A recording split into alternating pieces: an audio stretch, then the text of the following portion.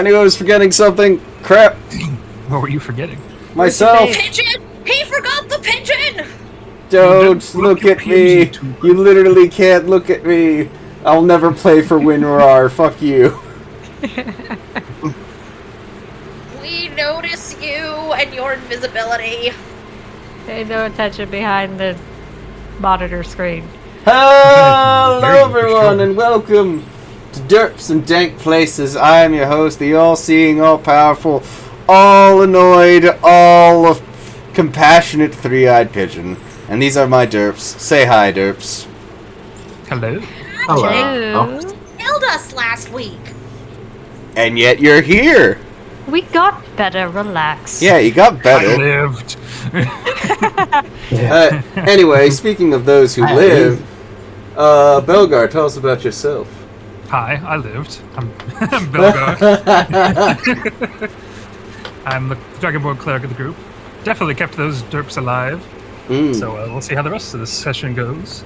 Although it won't be as much fighting so much as wrapping up all of our craziness here. Alright. Kriv, tell us about yourself. Hello, I'm Kriv. I am a hobgoblin and a wizard, school of evocation, and I missed the fight last week, so I'll just have to set something on fire this week. Alright. Entropia, tell us about yourself. Hello, I'm Entropia. I am the rogue assassin human of the group. I died last week during the fight, but I got better thanks to Belgar. So I also live.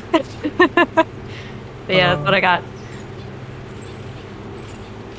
And last and certainly not least, Nassim. I managed to not die. That's impressive. That's impressive. I'm usually the one who dies.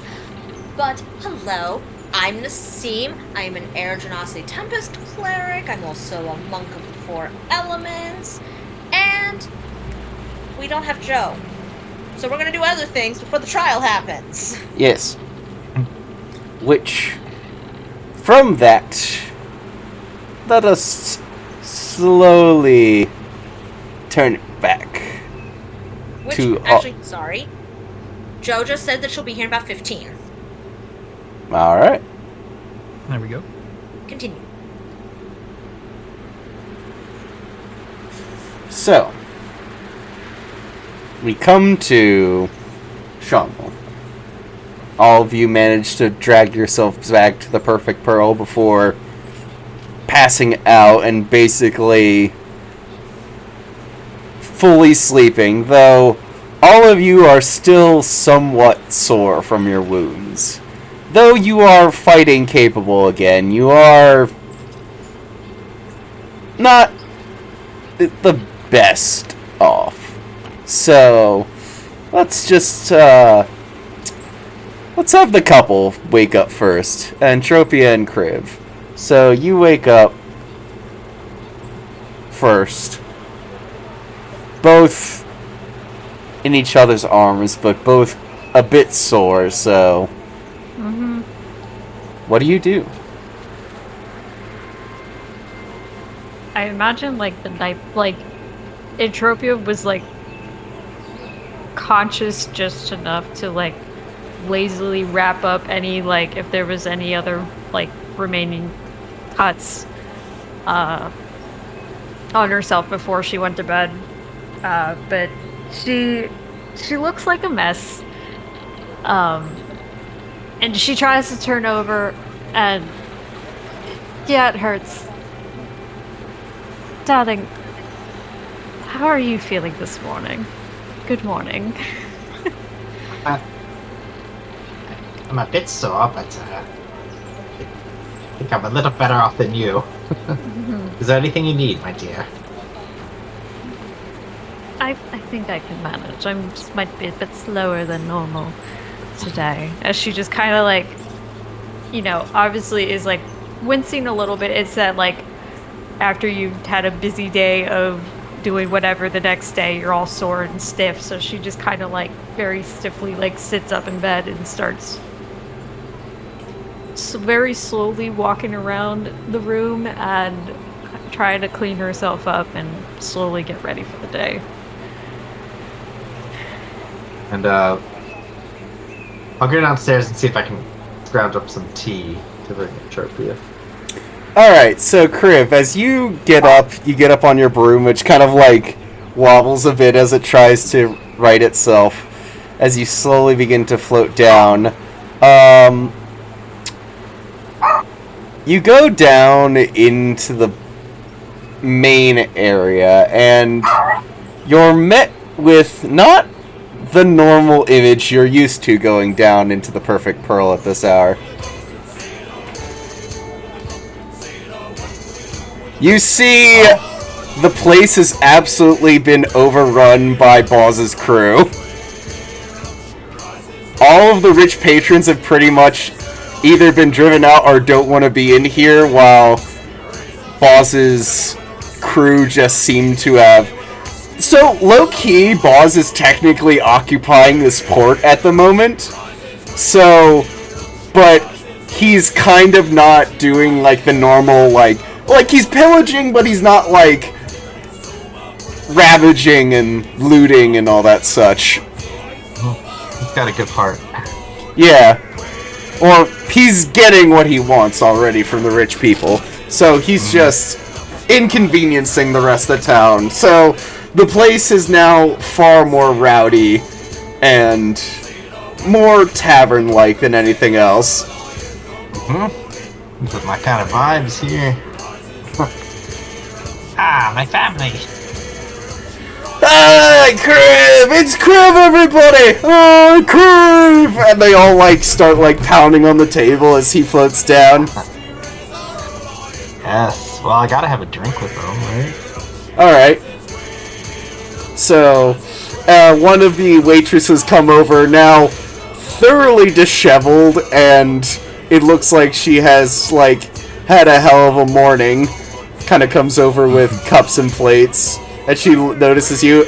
Yes, sir. How can I help you? Yes. I believe the occasion calls for a beer. Yes. 1 second. Sir, can you please pay for that? As a pirate, like, just pours some coin on it. Is that enough for you, lass? Oh, would you like change for that? What the hell is change, lass? As she walks over, and you notice the normal person behind the bar is no longer the maitre d'. It's the other guy that's normally there. He pours you an ale, and he slides it to you. Much appreciated, mate. And I will... Let's see. Yeah, I'll leave him a gold. He like nods as he like pours it into the tip jar. I'm gonna make him good money today, right? I'll cheers him. As you eventually come up, you actually feel a larger than human hand actually come down on your shoulder. Oh, Mr. Kriv, I was hoping to see you. Captain. Yes. Long time no see. Boz pulls up a chair and sits over at the bar next to you. Even sitting down, he's like still at an eye with you. Yes. So, quick question before I ruin the rest of your morning. That treasure hoard that was... Well, we found a large safe. We assume that's where, Jern...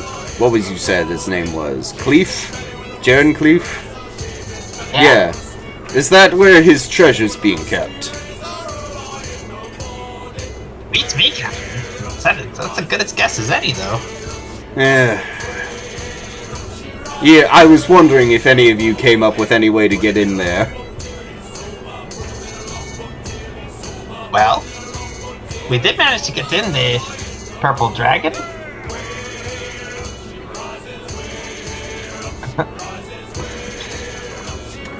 I was just wondering because the lads, as you see him point over, and you see Mr. Hush and the rest of the crew are slowly pushing, like, a cannon up the street, which you can now see is, like, through the front door. I see. What's your end goal here, boss? Well, we need that treasure. We've had a pretty good haul so far, but a dragon cultist halt is something that'll do the revelry much good.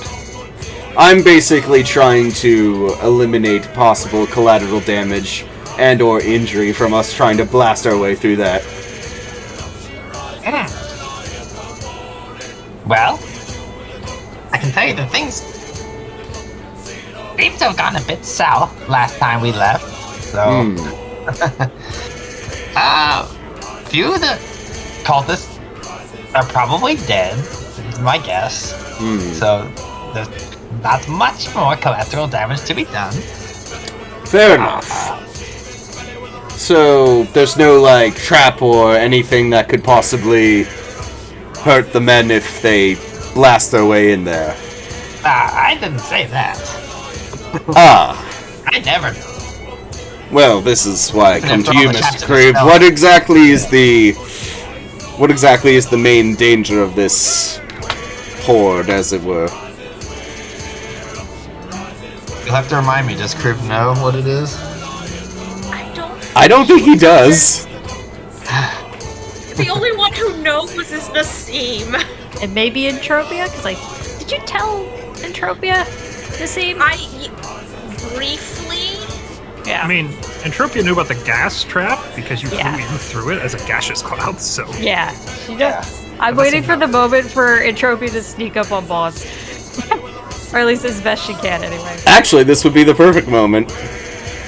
What's this about traps, darling? As I'm, like, on the other side of Boss. Boss slightly... He slightly stirs, but he doesn't fully ruffle as you come around. And his other half. I was just asking Mr. Criv about the Dragon Cult's horde, and if there was any dangers in me just letting the lads blast their way through. I would not do that. And I was also trying to get to the means of why shouldn't we. I don't know fully, but from what Nassim told me, she's the one who got stuck in it. Well, no one's gonna be getting stuck when we blow it open with a cannon. Not unless you wish to have your crew get knocked out by a gas.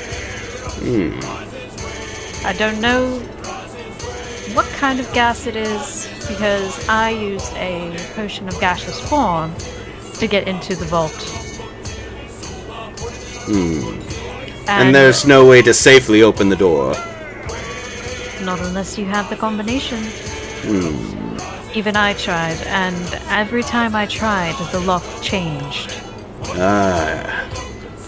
Sounds like gnomish work, or possibly dwarven. Possibly. Also, if you manage to get in, I would douse the gold first. They may or may not be coated with something. I think we can manage that.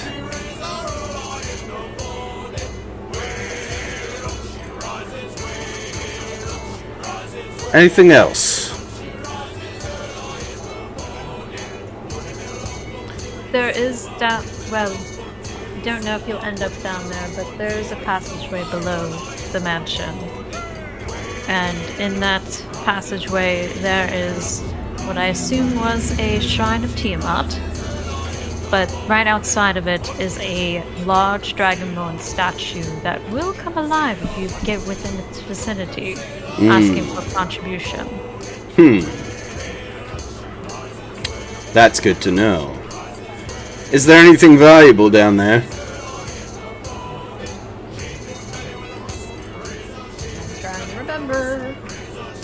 statue And also that was looking at the map, it is I mean, the uncovered. Tiamat statue. There's the Tiamat statue, but that's massive. I think we can live without that. Okay. Then, other than that, not really. Well, might as well just let that sleeping bear lie, as it were. I would be cautious if you get into the safe, because... Captain Boss, you see one of them slowly, a crew member slowly walks up and he starts whispering something in Boss's ear, which causes his brow to slightly furrow. Excuse me, I gotta go take care of something. Unless you're unless you're interested in this. That depends, darling. What is it? So we're making our way up on top of that cliff. We've come across one of the mansions that is giving us particular trouble getting into. Apparently, there's a lone sniper who is preventing my boys from getting anywhere close to it. Which mansion? Do you know? One of Is there any? One of the smaller ones. It's up near the crossroad between that and the artificial lake. Yeah, he kind of like slowly draws out a crude map on the bar table using like his knife. Yeah. She just starts laughing. Oh, I see why. Yes, I am familiar with that mansion. I was just in there the other day.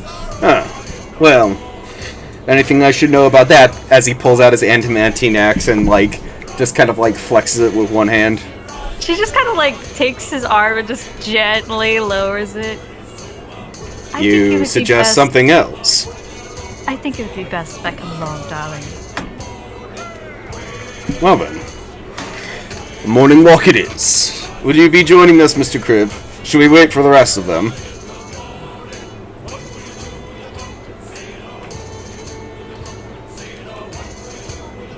I'm down to join. Yeah. Out of game, I'm gonna leave a note with the bartender for Nassim, Belgar, and Jocasta, so they know where we went. Whenever they do wake up. Yes. Well, let's head out. As for the rest of you, shut up! It's early morning. People are trying to sleep. And drink. Anyway, let's go. Meanwhile, let's say Nassim, you're up. You'll wake up next.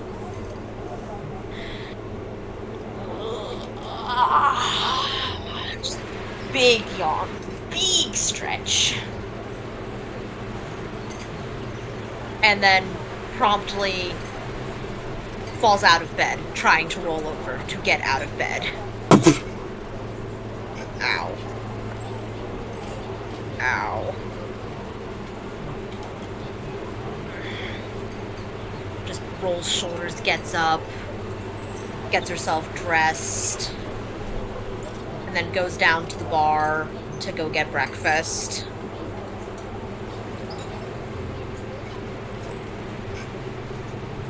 You go down there and you see the rest of Boz's crew who are now like broadly jostling with each other, and now it's a cat. Oh, there's Sorry. a cat.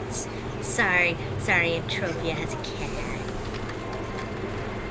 Anywho, yes, what do I see when I get down to the bar for breakfast? One sec.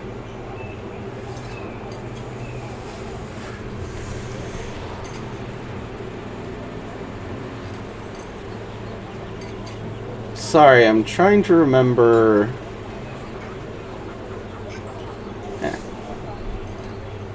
Never mind. Remember what? You see, Remember what? you see them now harassing one of the bards to start playing. What does the bard start playing? Just a general jaunty tune, nothing too like raucous or well known to you. She kind of just walks past that. She goes up to the bar and she orders some coffee and, like, the equivalent of, like, a bagel. As you do so, you see that Boss's crew is already starting their drinking early, and a drinking contest has kind of started in the corner. She kind of just, like... Part of her's like, ooh, that'd be fun, but another part of her is like, Nassim, focus. You almost died last night. Coffee. Roll me a wisdom save. Oh no. Let me pull out my wisdom. D&D Beyond will. Okay, wisdom. You know what? It's early. I will roll this at disadvantage. Alright, that is your choice. That is my choice. It's early. It's still an 18. Yeah, probably not the best idea. She orders her coffee black. As you eventually see it, you see the loser, like, falls over, and the winner gets a nice pile of coins dropped in front of him. Okay. I'm just watching the vibes. Just waiting for my coffee, waiting for my breakfast bagel. Actually, I will wave down, like, the bartender and ask, like, is anyone else awake? She looks at the rest of them. Oh, of your group, yes, two of them woke up and they went away with a rather large gentleman. Which two? Well, there was the regular pale woman. She was with a red hobgoblin. She says that with this slight touch of disdain. Hey, what's wrong with hobgoblins? Are you kidding? The Armada, raids and pillages, they're almost as bad as... Yes. As she looks over to the rest of the pirates. Not all of them. That one in particular you're talking about. That one is my best friend.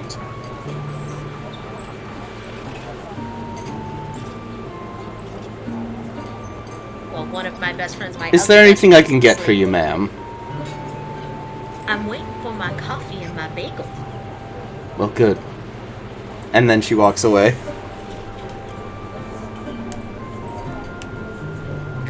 Mentally prepares to cast Purify Drink. Belgar, you come down with Nassim debating with this waitress. You see Belgar, he's basically just in his vestments at the moment, carrying his probably very damaged armor that he got from the mansion. Yeah. He just gets down to the bottom of the stairs and goes, looks like the morning's going well already. Look who it is, the man of the hour. Hi, it's me. Come. Nassim, your cup is put in front of you and poured. It is poured in front of me? Yes. Okay, then I will not cast Purified Food and Drink, because I only would have done that if I had suspicion that she spit in it. I mean, you're at the bar. They wouldn't bring it to you if you're at the bar. Yes, come. I need better company. As you come down, you actually notice people start cheering Belgar. If a Dragonborn could blush, it probably would be. I imagine your scales kind of like shimmer a little bit. It's like His head fin stands up a bit straighter. It creams a little. It's like, oh, well, thank you. Didn't expect such praise from everybody. You're Go about serious. your business. What? You. We just defeated a cult of Tiamat, and you were at the forefront of it. Take the praise, damn it! But it's my job. Just because it's your job doesn't mean you can't take praise and appreciation from other people. I mean, that's fair. So what, Rad? Let's get some drinks, shall we? I mean, I just got my coffee, and she just... I'm a broken... starting to eat her breakfast. What can I get for you? The guy behind the bar says. I'll take some tea then. Alright, easy enough. Goes over and he gets a pot of already hot water. Fills up your cup. He pulls up a box and he's just like, I'm a bit stretched thin at the moment. Do you mind? And he kind of slides the box over to you for your own selection. I wouldn't choose the type of tea. Yeah.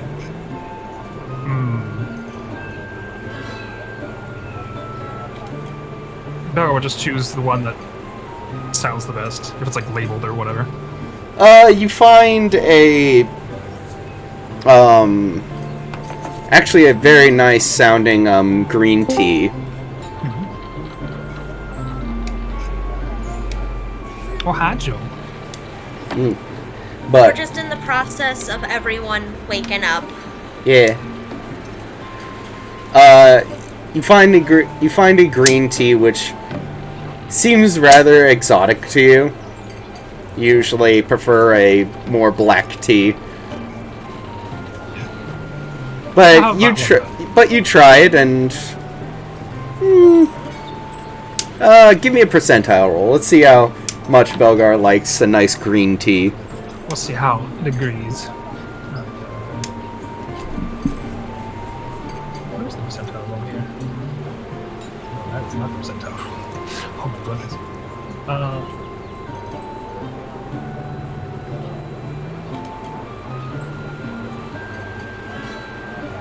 You love this stuff. 97 for that one. You love this stuff. Oh goodness. What type is this? Yes, the person behind the counter. Yeah. Looks at the bag. It's a Marquesian green tea. Never had it. I have not. Huh. I'll have to mark that down for the future. I mean, I've got plenty here. Do you want some? Oh, for sure. No. I'll definitely take another cup. He No stock up on green tea. he actually gives you a pouch of like about 20 servings of green tea on the house for those that cleanse the place of those cultist bastards. Oh, thank you. It's much appreciated. Though, if you could tell this lot to civilize, and he slowly turns to another one, just starts yelling, and he like slowly goes off, starting to like deal with other patrons. Do you think we'd actually calm them down, Nazim, or do you think they would just continue bothering? I think they'll get louder just to spite them. Maybe. Balls Oh. isn't here to actually calm them down. No, actually, speaking of Boz, I think Entropia and Kriv went off with him to do something. Oh.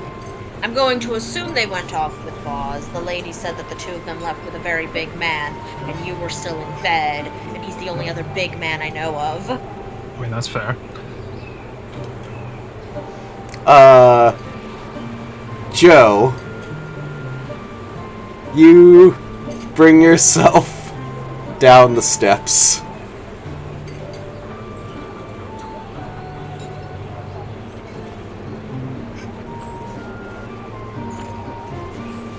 You're still muted, by the way. I also didn't say anything because I thought you were still talking. No, you bring yourself down the steps and you see the place is it's not like the super upper crust, like, hoity-toity place it normally is. This place looks like a proper tavern because it is currently filled to the brim with pirates. Oh, well. That's nice for them. She's gonna go get some coffee. Sit down next to Nassim and Boz. Belgar. Belgar. The bees Yeah. strike again. Ah! Anyway. It's back! So, you sit down next to them, so you two see Jocasta walk up and sit next to you guys. Good morning. Aloha. What? Liked the statue trick you did yesterday. Thank you. I'm pretty proud of it. Yeah, that was... Honestly, what you did to the red cultist, that was hilarious. I thought so too. I was just telling him Entropia and Crib went off with, Boz to go do something. Don't know what, just know that they went off with him. That's nice. There's coffee. Yes, it is. The bartender hears you, is already pouring you a cup in front of you. Excellent. One thing Nassim and Joe can do that Jen and I cannot: enjoy a cup of coffee together. As he, looks at you two, he just leaves the pot in front of you two. Excellent. I love you. That seems fast. Not romantically, platonically, because you gave us coffee.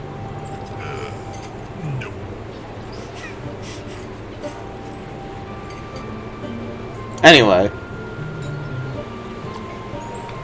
Was there anything you wished to do this morning, Joe? Nope. Alright. Belgar, we should, looks over at the destroyed armor that I'm just assuming is on the stool next to him, or, on the bar. Should we go pick up your actual armor? Yes. I was gonna say, the other armor we had acquired at the night market was great and all.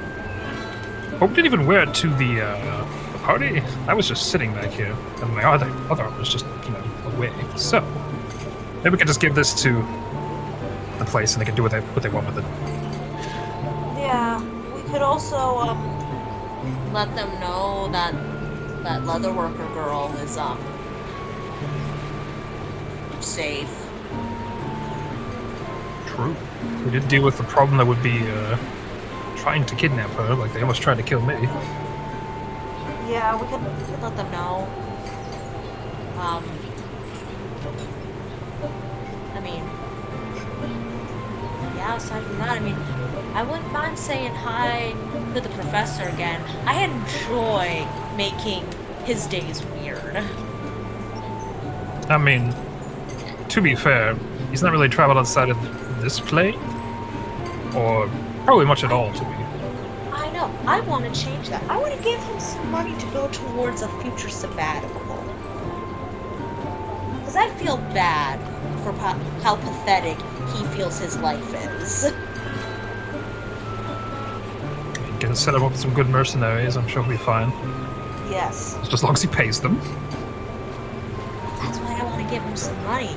Because he makes it seem like he doesn't have the money for it.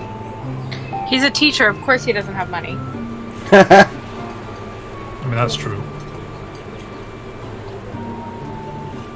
Even the mages. Why do you think I'm doing this instead of teaching? Throwing Because rocks I'm at bad in a cultists. classroom. But no one should let me around the students. I mean, you stole from one place of higher learning and whispers because we're still being pursued by the other thing. You also said you also blew the other place up.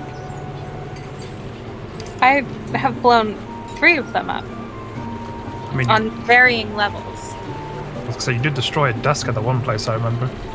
at 2 places. Oh, yeah. I forgot about that. And then I just By set the way, some gravity sinkholes in the Cobalt Soul while I was robbing them.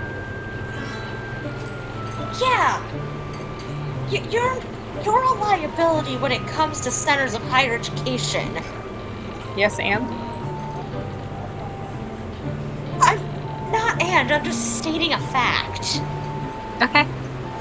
I don't think she has a problem with this. Do you want want to come with us while we run errands, or do you want to go sow your own chaos?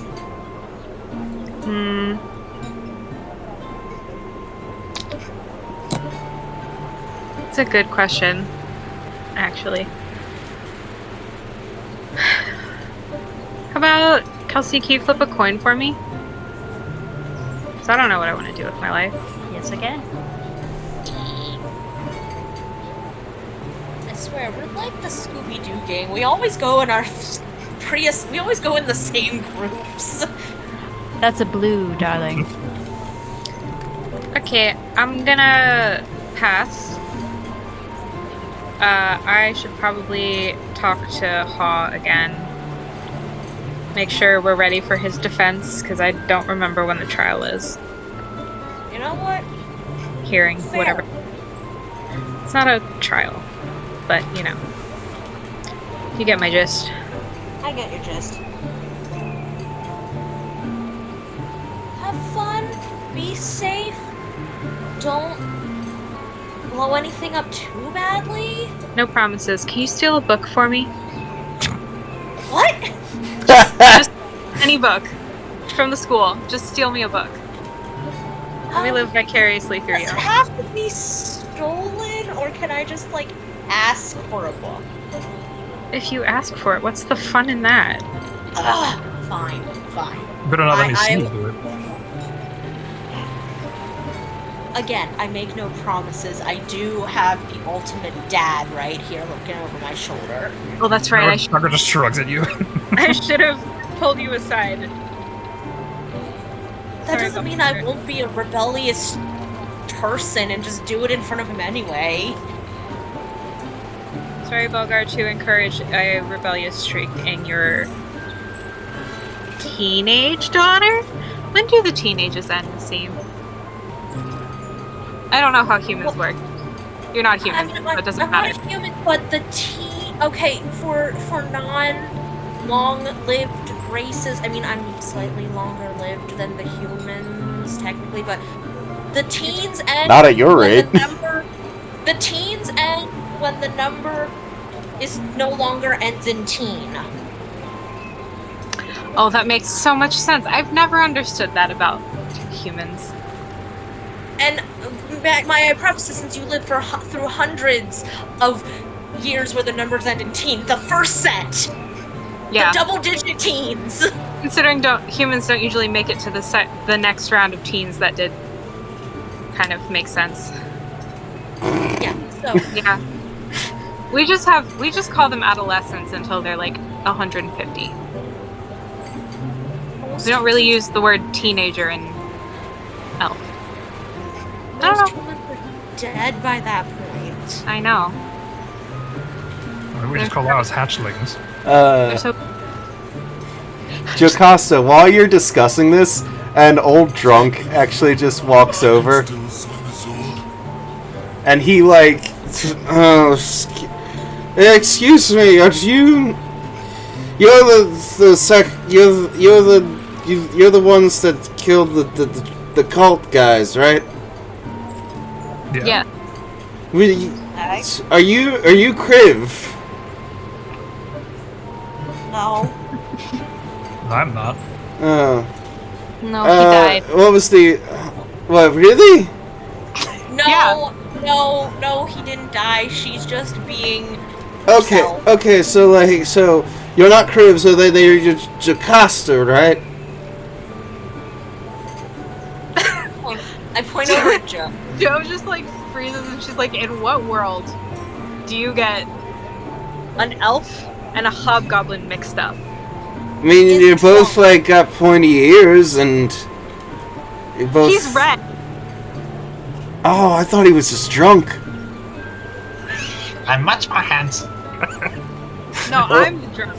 Well, I heard you did some pretty cool stuff. I just wanted to give you this, and he sets a full bottle of vodka next to you. Cheers! And he like goes off. I'll have to save this for my next Molotov. Wait, is it good vodka? Roll me an investigation check. I mean, you could just drink it and roll a constitution. investigation.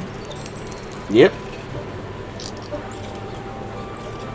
Oh, I have freed Herbert from his prison. Morning.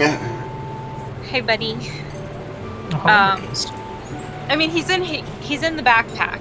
Oh. I am wearing that at breakfast. Actually, she's wearing it on her front like a baby Bjorn. Here, the front opens. I'm gonna just start poking Herbert. He'll just passively jiggle.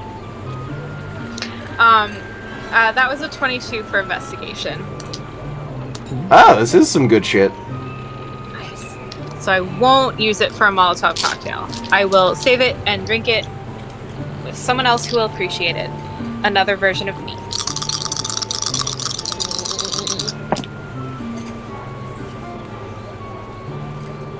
That's all. Alright. Those are my portents. Okay. So, let's take a slight detour away from the bar and more to a more lively part of town.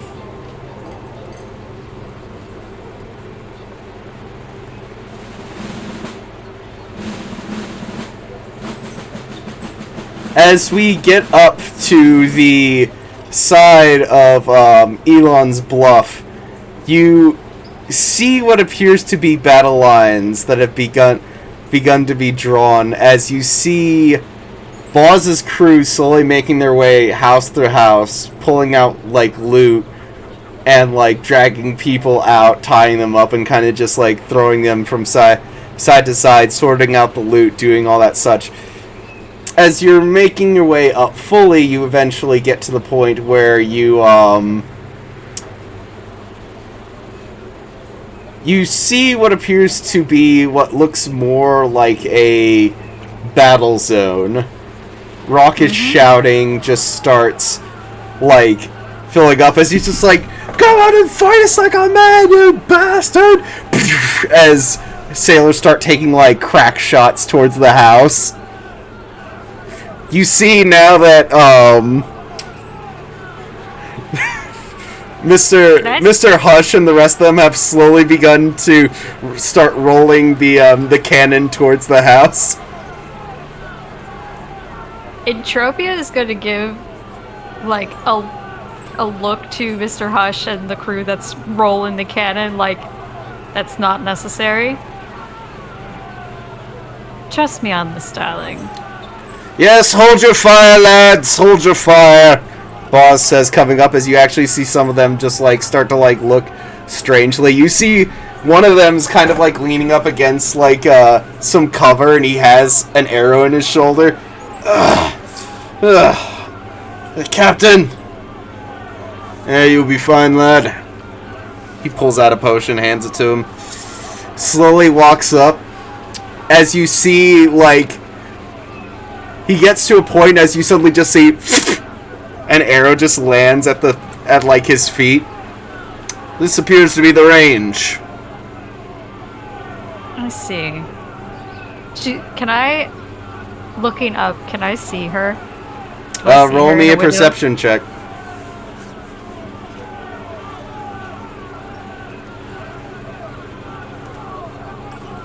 That is a 21.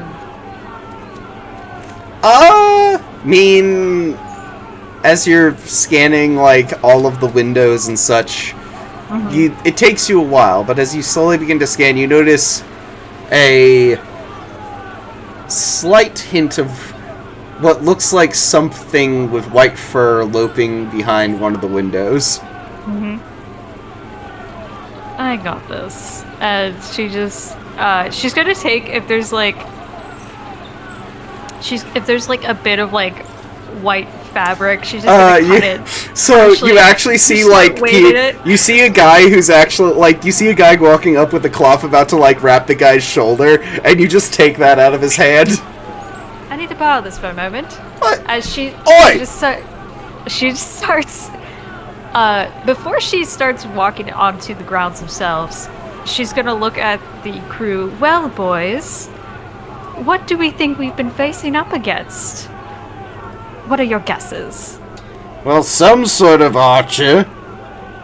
Right bastard, it tells you. I think it's a weird cat person. I swear I saw a cat. Like a big one.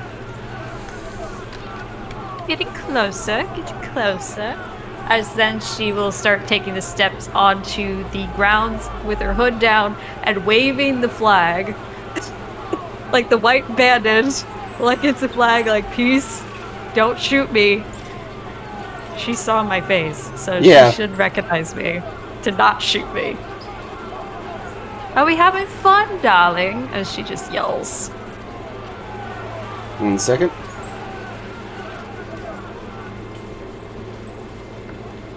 As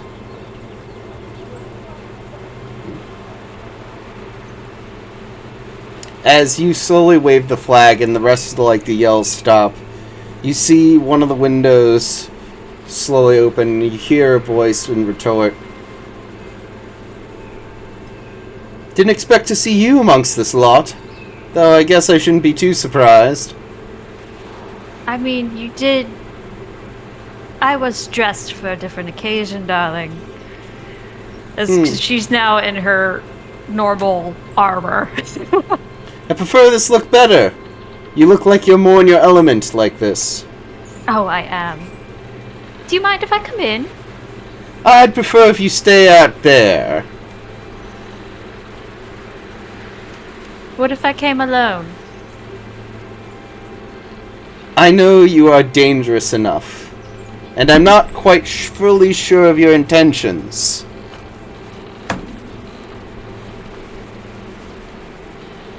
How about family business?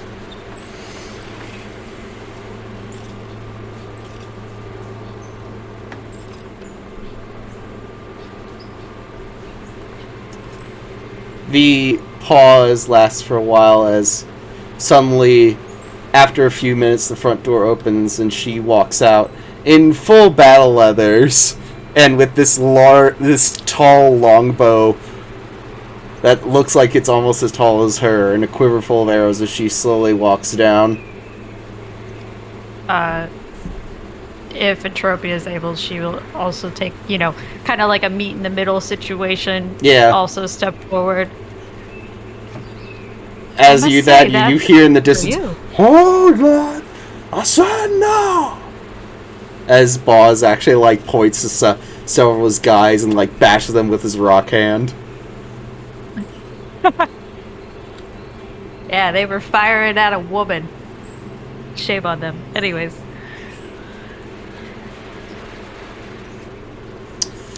I must say, that is a good look for you. You also look comfortable. Why, thank you. Of course. Princess, as she slowly walks up and the crag cat. Imagine some of the crewmen are like, oh, when they see the Hold, giant cat. lads. Don't lose your nerves. Entropia! Can I assume this is Barley? She looks to the woman. Do you call for parley, darling? Seems fitting. It is. May I join? She looks to the woman. Does he have significance here? Who is that? That is Captain Boz. Is he the leader of this rabble? He is. He can approach. As she'll nod to Boz to come forward.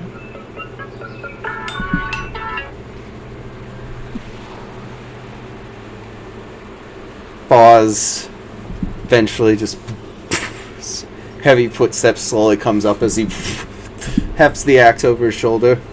Well, seems you caused my crew a bit of trouble. And you have been trespassing on private property, sir.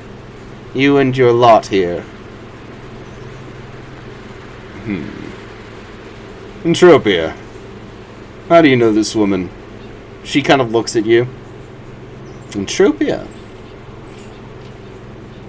She gives a glare to Boz allow me to introduce you to Lady Gwendolyn Fargley. Fargley. Where have I heard that name before?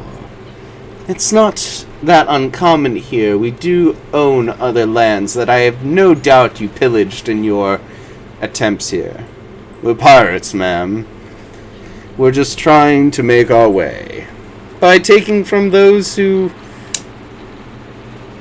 what am I kidding? Most of the people here didn't earn any of this.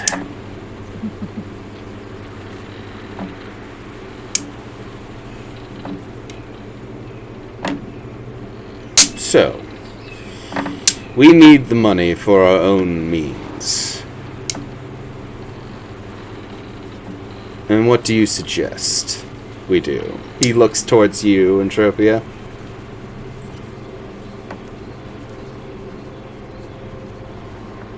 I'm simply here, darling, to give you the opportunity to discuss that with the lady here. Because otherwise, if I did not come with you, more of your men would have been shot down. Yes, but I'm here now.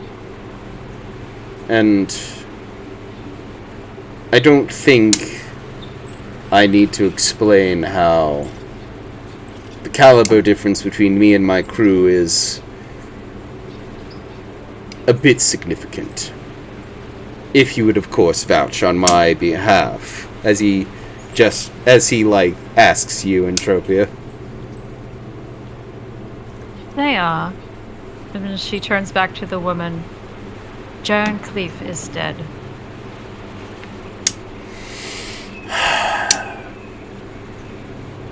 You see this moment that just kind of passes her face, where it's a mixture of joy and absolute seething agony. Who killed him? An associate of mine, but I was there when he was struck down.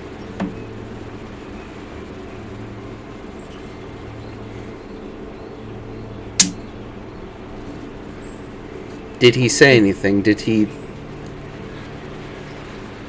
have any information on what happened? Or...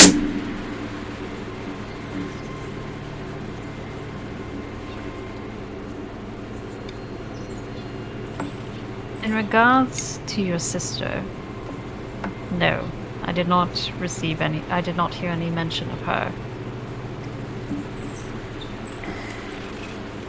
Though we do know that he was using the club as a means to bring in worship for a certain 5-headed dragon. Just kind of sneers a bit at that.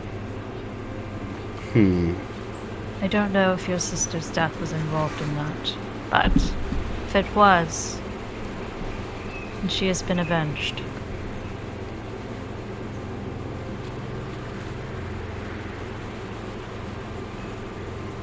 Because if there are any other cultists here in this city, I doubt they will make their presence known for a while.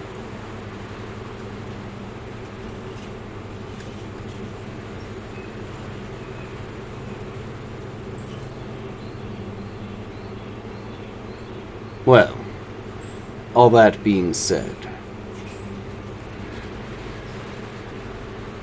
Miss Farglave, we've got 2 options ahead of us. No, I would even give you an ultimatum. We have a desire for gold, and you, seemingly, do have a desire for us not to take yours. Is there a way that we can come to a mutual agreement on this? Compromise, as it were. I just spent a very long time married to a monster in means to get this land property and all of its necessary resources to us to continue my efforts in trying to avenge my sister. But now it appears that I have nothing left to avenge. Forgive me if I am a bit hesitant to give it up, though. It's all that I have to show for it. The years I've spent.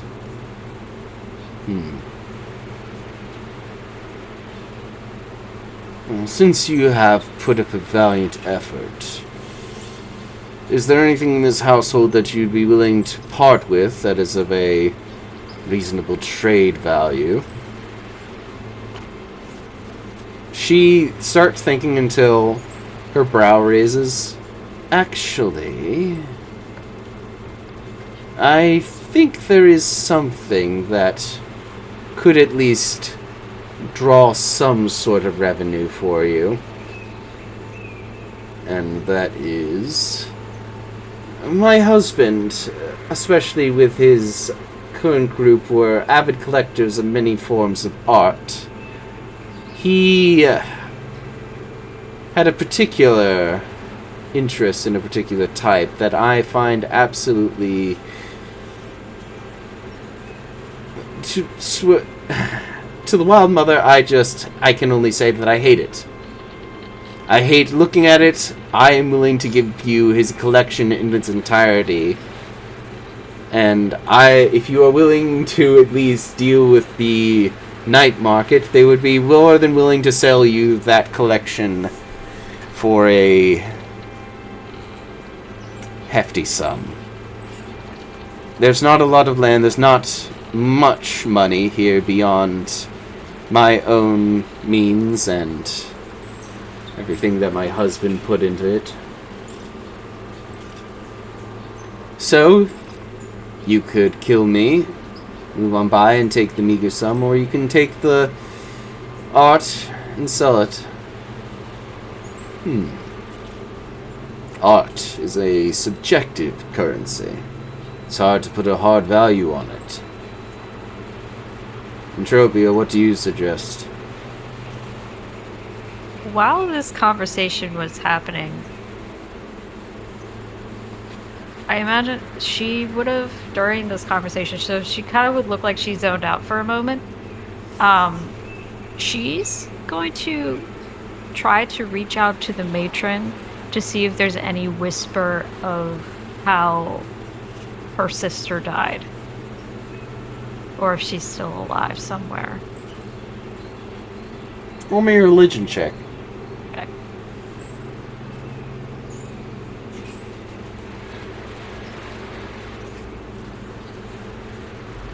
Dice, be nice to me. 15? It's a whisper.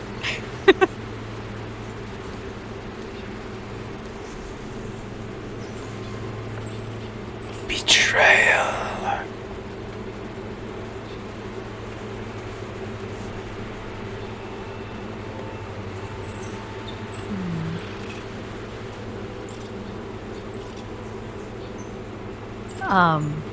And then, she hears that word, she, mumbles it real quietly to herself.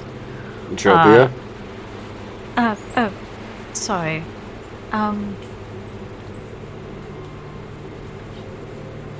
I would try the night market with the art.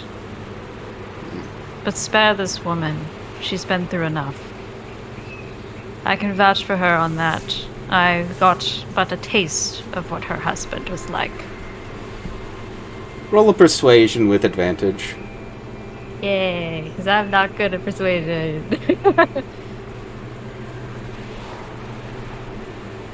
Oops, okay, I only did it. I think that was only the once, so let me do it again. So 17, or... Yeah, 17. Boss kind of purses his lips, rubs his stony beard.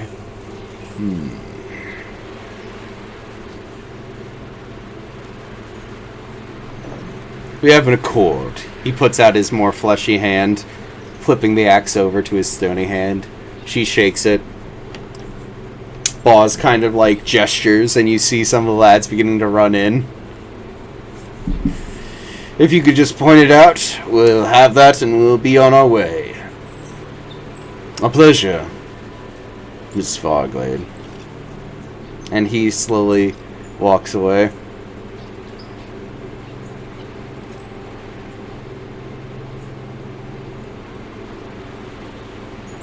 For what it's worth, I am sorry for what happened to your sister.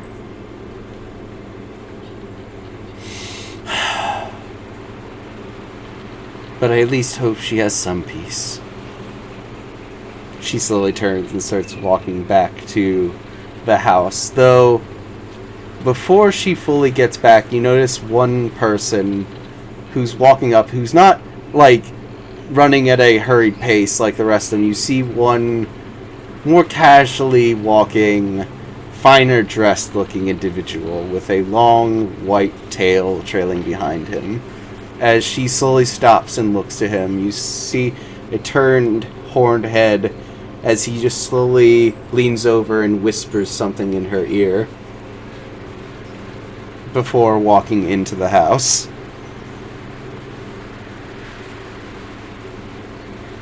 Did I recognize this individual?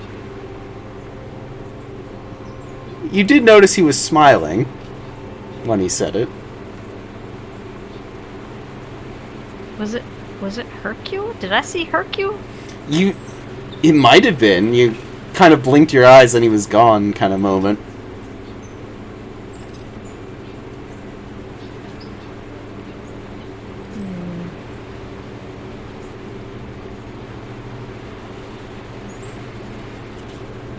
I'm sneak. Alright, Crib, what are you doing during this? You just see most of the people are like, are we showing this place or not? Oh, gee, I don't know. Hold your fire.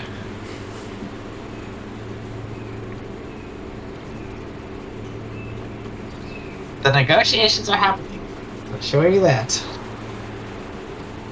After all of the negotiations are done and, like, all the people run in, you see Entropia just kind of look at something towards the mansion before you suddenly just lose sight of her. Oh. That's normal. She does that. He's used to it by now.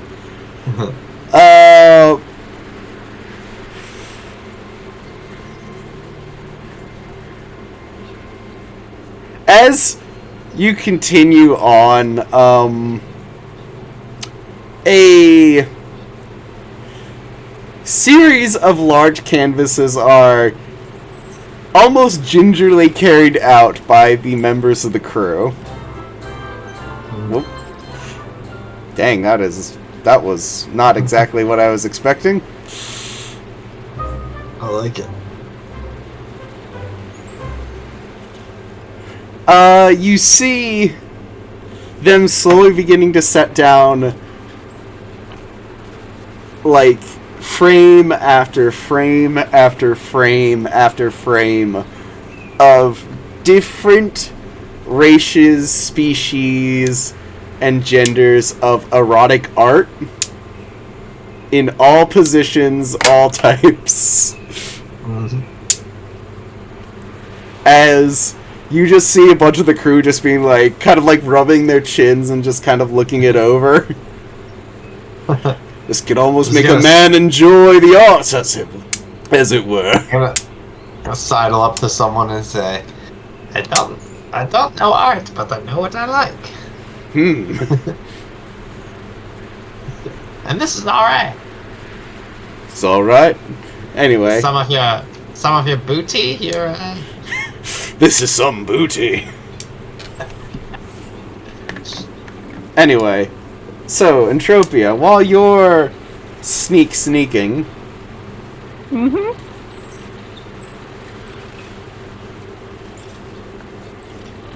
I'm snooping around the house, watching the crew taking the paintings out one by one. Yeah.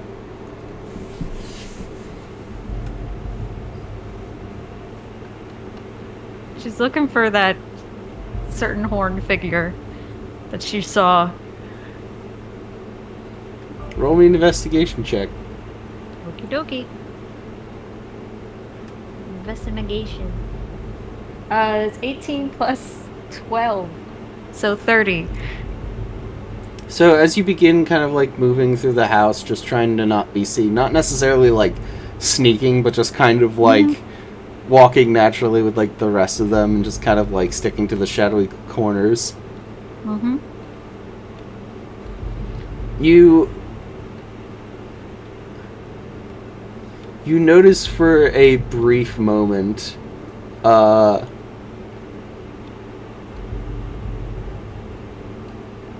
you swear you hear his voice as you hear him and Gwyn going up the stairs together.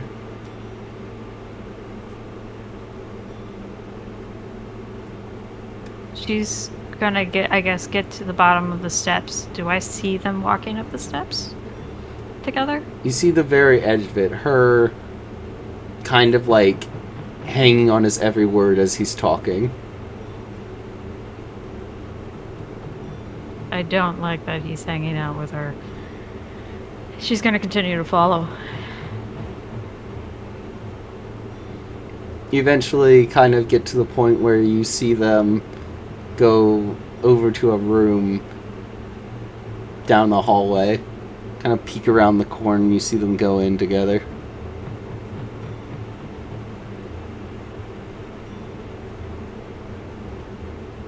At this point, as she goes down the hall, she's going to actively stealth. Alright, give me a stealth.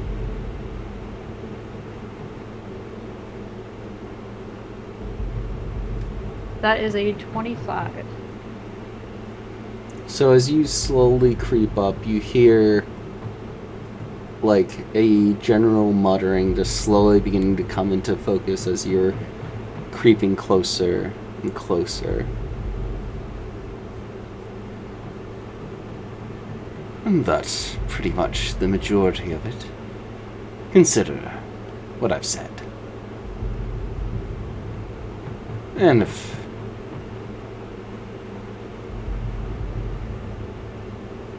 and the words stop. If you have interest, just look for her. And you hear something like a piece of parchment pass between them. Mm-hmm. But, wait, where did you...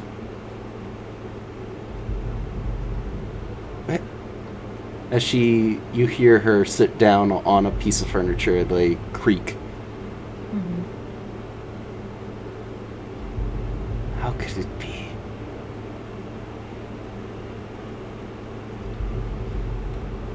Can't be.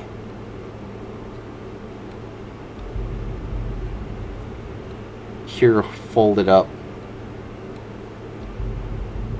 Princess, we have work to do. And you hear the window open up. It sounds like she jumps out of it.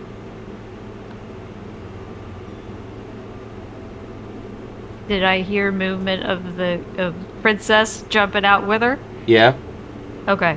She's gonna then open the door. See an empty office of a sorts.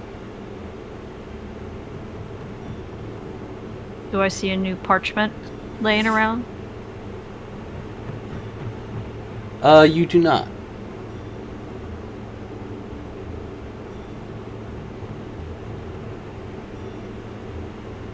Hercule, darling.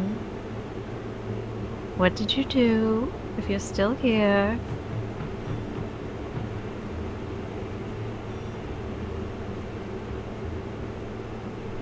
Do I sense anything invisible within 10 feet of me because blind sense? You do not. Okay.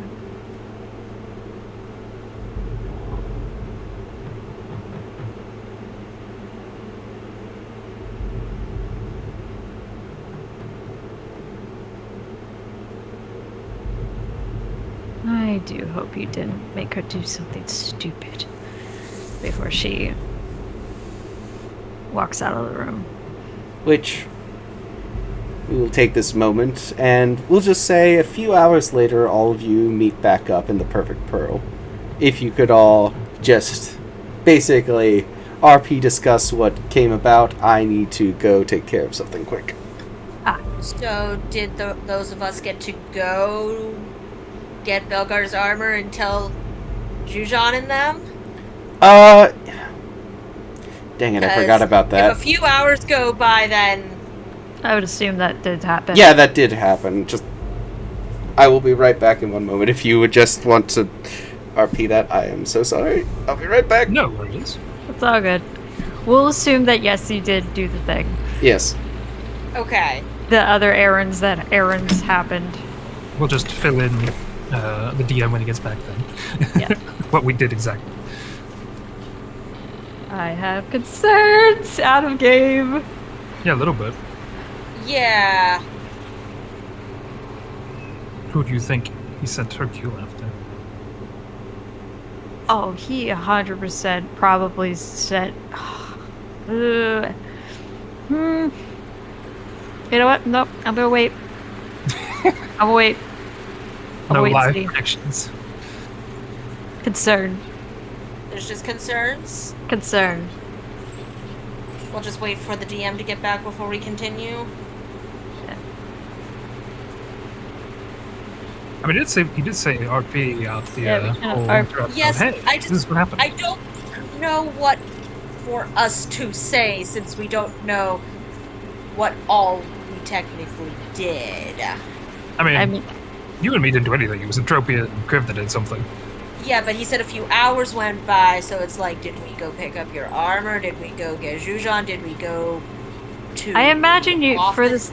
I imagine you guys, at the very least, Belgar and Nassim, you guys picked up the armor, told Jujan, hey, it's safe. At the very least, so that way that Yeah. at least has been done. For the sake of sanity and simplicity, and to also help move things along. Oh yeah. Yeah, it's just a matter of establishing what exactly was done since he ran off before he told us what we actually did. Yeah, no. I think the outside of the Perfect Pearl errands did occur and were completed. So. And that way it worked out that Kriv could join you to go to the school. Yeah, that's the thing, because I still want to at least go to the school and not have that just be glossed over. Yeah, no, that's fair. At the very least, the Jujan picking up armor and whatchamacallit occurred then. Yeah. And what did Joe choose to do while me and Nazim were going on doing that? I think prepping for her stuff with the lawyering. I think is what she said she was going to do, because she wasn't coming with us to go do errands. Yeah. Just gotta prepare everything ahead of time. I think I'll show all the paperwork set and ready to go. Ruin the Muffin Man's day. Get my notes in order. Read out a little deposition of what happened in the mansion and what we found out. Get the best fuck you I'm better than you outfit. Just get a fancy look and be like, hey, this is the me. She needs her fancy lawyer suit. Yeah. That needs to be some kind of art. Jocasta, attorney at law. Just dressed like a British lawyer Yeah. Yes. with the wig. Amazing. Big flowy robe, obnoxious powder wig, and a gavel.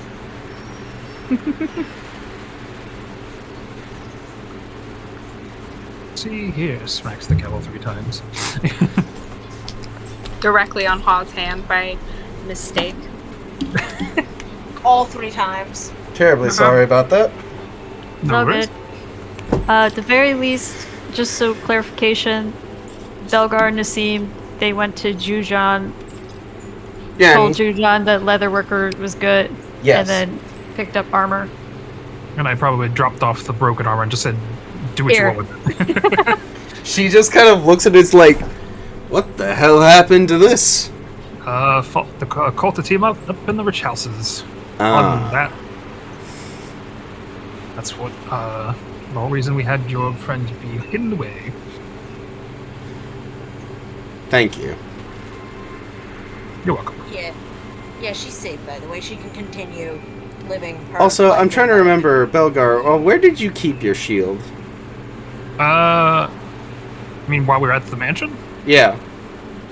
I probably would either give it to the girls to put in the portable hole or just leave it in my in-room. One of the Alright. two. Let's just say portable hole. Yeah, For when I wasn't using it. reasons. But, yeah, so we did that part. We did not go to the assemblage yet because Kriv wants to come with us to the assemblage. Alright. Joe has been prepping her lawyer stuff, and Entropia has concerns, but has not yet voiced the concerns. She will voice the concerns directly to Jocasta before anyone else. Because Jocasta needs to know. She's gonna have to have a conversation next time they see each other. Uh-huh. She may or may not be marching up to your room as we speak. So, Doesn't he still owe you a date? so, That was an odd. so let me just, so, do we want, so are we basically picking up with all of you meeting back up so then that Kriv can go to the assemblage and then basically all that? So Entropia goes up to Joe's room while she's, I'm assuming, discussing with Mr. Hall about shit. Yeah. And then it's Nassim, Kriv, Belgar if he wants, probably go Probably tag Kriv. along, going to the college. Just so you know where the split is. Basically, Entropia has not told me or Belgar. She's gonna go tell Joe. Priv split off with her to come with us to the school. So we're gonna go do the school thing, and then when we come back, then she'll tell the rest of us. No, the most that she will tell you guys is about how Boz has, in exchange for sparing the Lady Farglade's life, they took the very erotic art and they're going to sell it at the night market. You got all up until the point where she saw Hercule. Okay, yeah, we got up until the concerning part happened. Yes, she left that part out. Okay, yeah, that's all. So, yeah, the new split is Joe and Entropia, and then it is Belgar babysitting the Chaos Twins. Yes. Alright. Yeah. So it's So, up to you which if way you you want to want- go. Yeah, if you want to go with the three of us, or if you want to continue with Entropia and Joe. I'll go with the Chaos We'll, Twins. yeah, we'll pick up at the, you guys going to the assemblage. Okay. Cool. Because our stuff might take a bit. Progress the plot. Yeah. Also, we need Joe's token. Oh. Yeah, we need to steal a book. We need to also steal a book for Joe for some reason. I'm concerned. Got my eye on you. Priv is the better one to ask for that, though. Now that I know he's going, Joe's just gonna be like, "Hey, Nassim, what I asked you about? Don't worry about it. Hey, Kriv, Yeah. can you just borrow something cool for me from the school? You tell him to borrow, but you tell me to steal. I'm not gonna give it back, but Kriv knows that. I wasn't 100% sure you'd know that borrow meant steal, so I was explicit with you. No, goodbye. Leave. I just look over. Should we both? Consider it done. Should we both just steal something? I'm gonna steal lots of shit. Cool. Oh. Cool. I guess I'll be Cool, rolling I'll- perception rolls today. I'm gonna distract Belgar while you go do the fun shit. So as you make your way out to the assemblage, you see it's a weird kind of parody of Shamel where there's not like rich tourists and all that are kind of parading around. It's mostly like pirates and boss's crew who are just accosting the locals.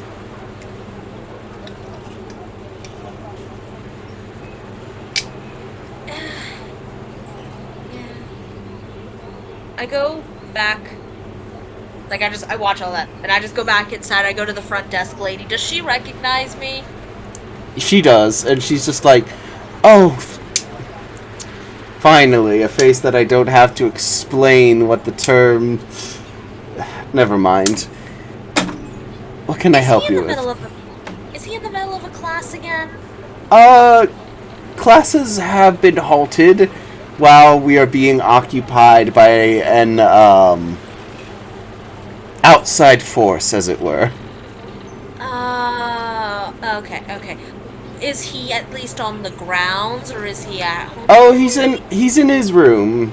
He's in his, lecture hall at the moment. He's he's been in a bit of a mood, actually, recently. Okay. Explain. Wistful, kind of, a bit melancholic, honestly. Also normal. More. Yes, but more to the point where he's a bit distracted during class. So I guess it's a good thing y'all are on break right now. I suppose so. Okay. I'll go help my bestie out. You go up to his classroom. Knock, knock, knock. Come in. Opens the door. What is the state? I'm concerned that there is a state to this room. You see it looks a bit disheveled, as if a bunch of uneducated sailors came in here looking for stuff and then didn't find anything and just left, and everything just kind of torn up and like thrown everywhere. But you see that he is sitting at his desk facing towards the like lecture board, where you see like several diagrams, drawings, and pieces of paper that just show the many different planes of reality just set up, and looks like he is drinking something as he's just slowly turned away, as you see him quickly like put it underneath the desk. Who is... Oh. Don't stop on our account. Mr. Kriv. And...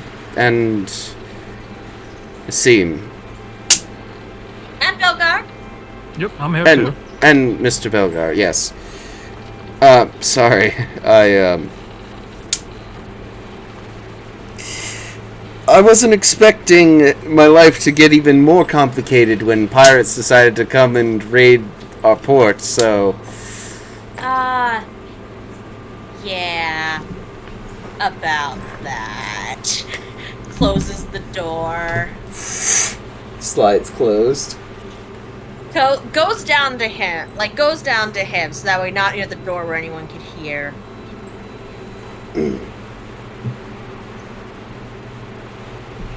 We may or may not be affiliated with that crew. You just see him just kind of like... It's less like... He's not surprised, it just seems like a slow kind of just... depressed dawning coming across his face. To be honest, we didn't know they were gonna raid the town. We thought they were just coming for a supply run and some rest, because the captain is begging us to go back and help him with some internal affairs. We didn't realize they were actually planning to rob the place.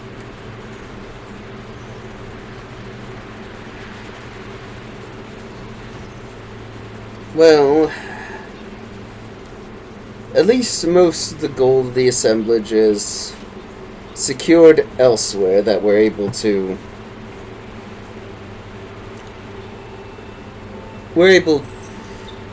Our resources are safe, though that doesn't necessarily save us from the attempted theft. It's just... you need some help cleaning this up? What's the point? I'm not gonna have students for a while. It'll make you feel better. I'm willing to learn. He just kind of like looks over at you two, and then over to Belgar. Willing to hear a lecture? On the condition that while you're telling us about the planes, you work on cleaning your office, because we could pick up all the papers, but we don't know anything about this stuff. So you're gonna have to tell us about it so that way we organize it correctly. Alright. Let's break it up into quarters and, let's see how this goes, as it were. Each of you roll me just investigation checks to see how well you, like, organize things based on his instructions. Oh, I'm wonderful at this. Same, I am also wonderful at these. Don't worry, I'll carry the group. Yeah, As I you- roll a Oh, 3. not too bad, actually. 17. Yeah, Gotta be some kind of regimented. Ooh, dirty 20! So- Damn. I got a 12. So, you all actually managed to do a good job where he's just like, so yeah, over there, yeah, put those in the wheel cosmology theoretical section. Yes, that one over there, put that in the tree one. Yes, sir? Out of game, this is for the DM. How many books of the Wheel of Cosmology section can I steal? Oh no. Yes, I get the reference. Can he get the whole series of the Wheel of Time? Roll me a sleight of hand check. Can I perceive Oh, this right. sleight of hand? Okay, one of you roll me sleight of hand, one of you roll me a, well, Well, one of us is trying to steal, one of us is gonna be like, hey, what the world are you doing? yeah, one rolls a perception.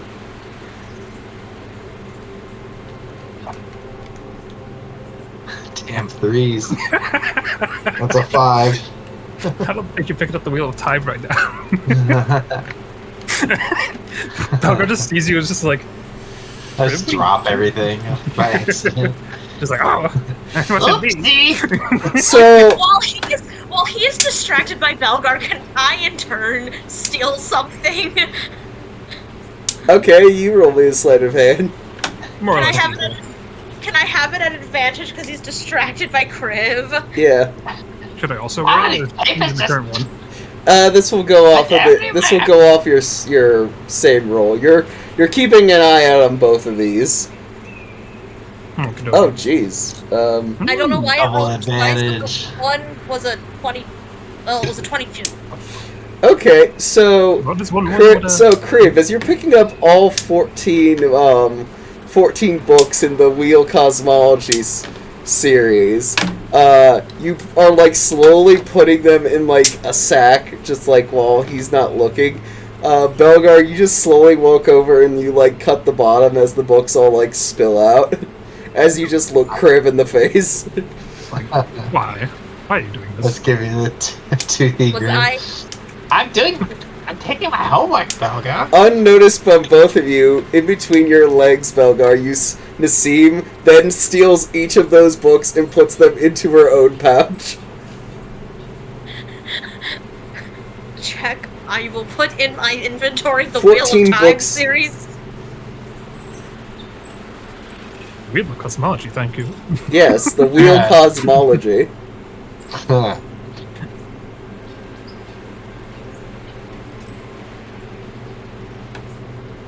There. I just give Kriv, like, as he's, like, taking the heat from Belgar, I just look over Belgar's shoulder and give him a thumbs up and show him the sack of books. Just like, yeah. Yeah, basically, DJ. Belga, do you want me to fail this course? It's okay. We have the professor here. He can teach you. So today's lecture will be about methods. Oh. Of course not.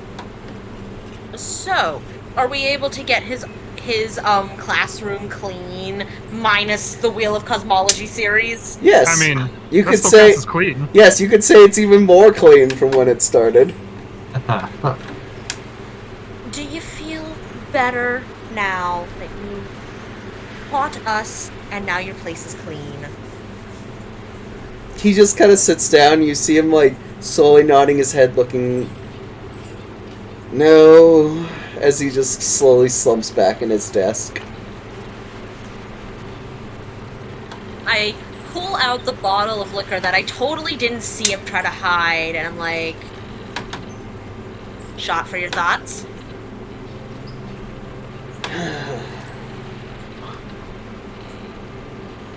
Were you able to distract yourself with that staff that I brought you by chance? I'm actually quite intrigued by that. Where exactly did you find that, by the way? I was... Oh, we stole it from somewhere. We've stolen so much stuff, I can't keep it all straight. Which staff was this now, Crib? Didn't you take that The from flame the vendor's stuff. Yeah, Yeah. it was... Did you take that from the school we visited? We shelled with cannon fire? Oh. We visited? Oh. We didn't shell it. Oh. That's true. Wait. I gave the orders to Wait. or something. You're the ones. You're the ones Like, with the put her bounty on your head. She put her finger up Not to the... all of us. Not too loud. That's mainly Jocasta. That is true. He just slowly, like... Okay, I'm sorry. I'm a bit drunk, but... I mean... When I was looking it over, it was pretty much a match for one of the ancient staffs that were held in the Tower of Halcyon. And I was... Yeah, that's... Go on.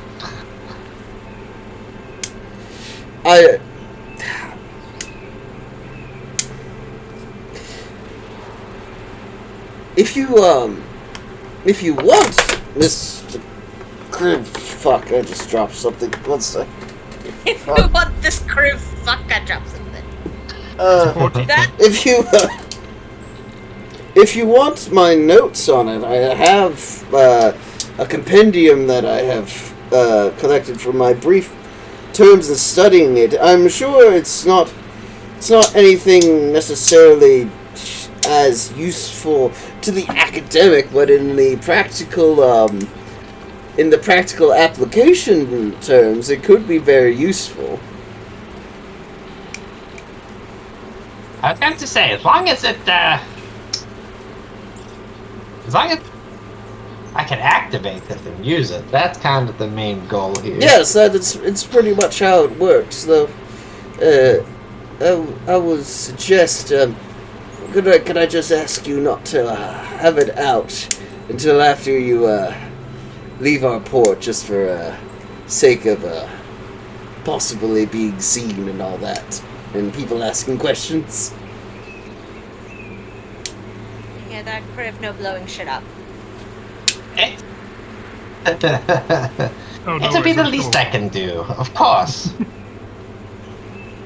He slowly, goes back and he goes over to what appears to be a broom closet, and he just, pushes some brooms aside, he pulls out the staff, and, there you go. That's what they say. Sometimes the easiest place to hide something is where it's the easiest to be found. Do you have a spot where I can test its power?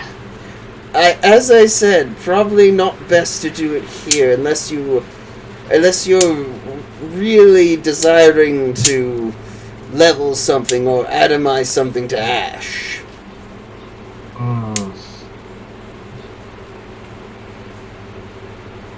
But if you want, That's one of my favorite things to do. If you wish for a brief, I mean, how much damage Do you have anything that would be of a first level spell?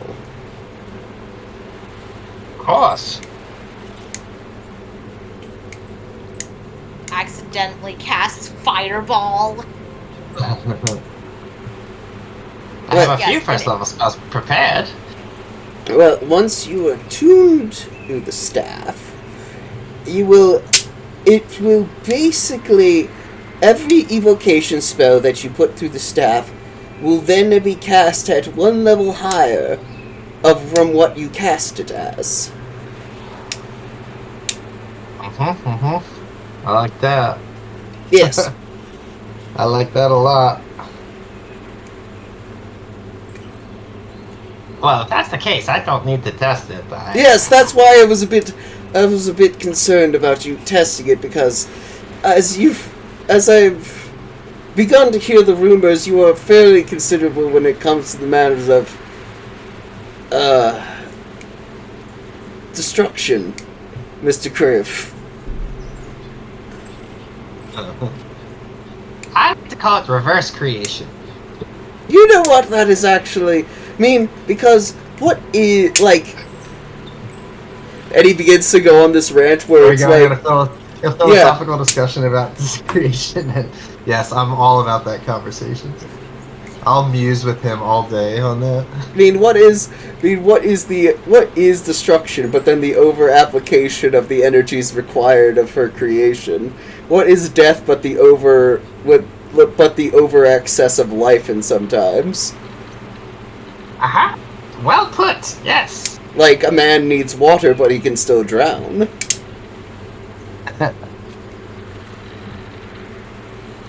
But yeah, he kind of like spins off of that as he's just like, well, this has been a fine distraction. And I hope you all for the best. Like, I sincerely hope that you have many wonderful adventures, and someday I could at least be privy to some of those. Well, about that.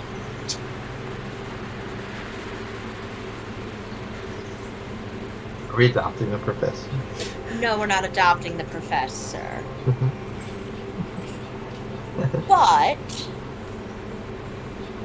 I would like points to his like chalkboard of drawings of this. Is you want to go to one of these places one day, yes? I would someday wish to visit all of them. Which one? If you could go to any one of them, which would be the first one?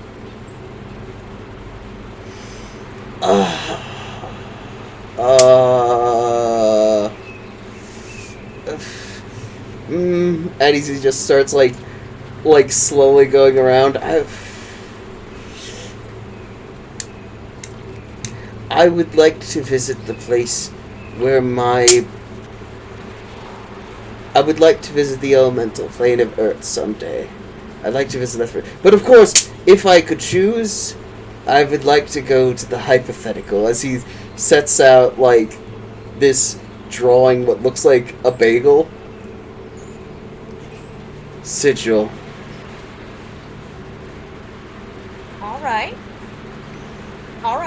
Alright, you have ideas. That's good. She says, and the whole time she has been rifling through her bag, she's just been pulling out random stuff that she's just been setting on his desk. Various very fancy, obviously expensive dresses, the various outfits I have acquired for the various lady events.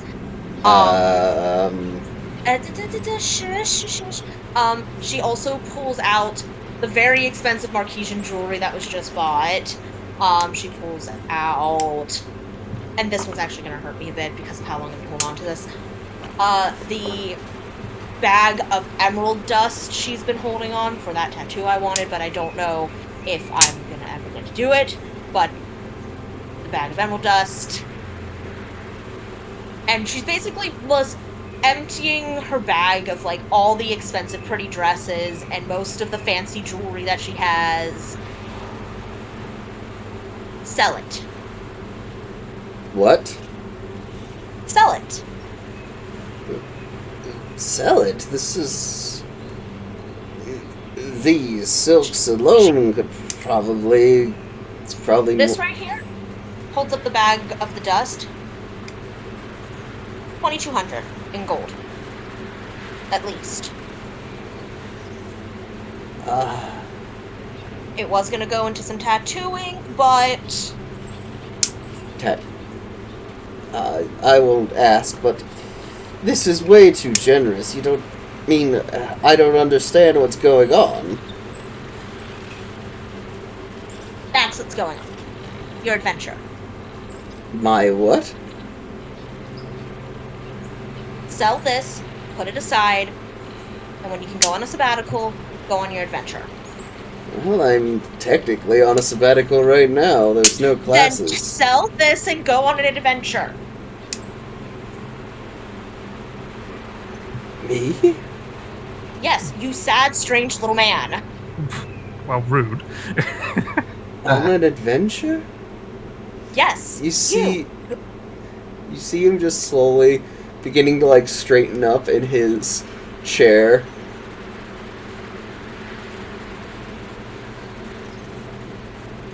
Which, Josh, I have basically exhausted all of my fancy dresses and all of my fancy jewelry, aside from the only one that I've kept is the first very pretty necklace that Belgar got me. I'm keeping that one for sentimental reasons.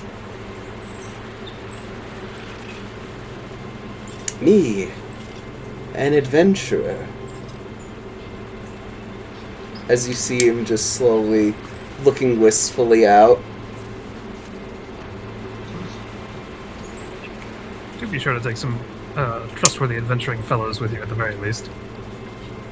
Yes, hire yourself some capable mercenaries. Something of our caliber, not us. We have to go do other things like save the world, but someone similar caliber. Go.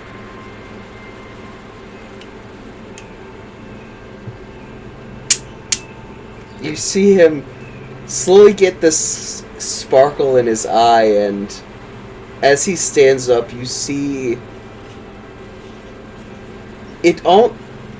he almost looks like a different person as he stands up now.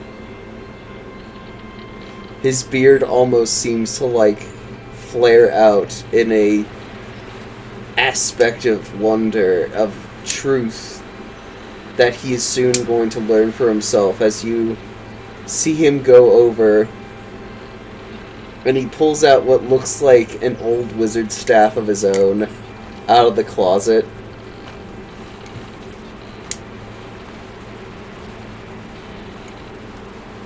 And you. I have another gift for you. And she's gonna actually pull out a book. Because you're gonna run into some weird creatures, and it's Exotic Beasts and Where to Find Them by Scamander Nudis. Thank you. So you don't die. He takes the book.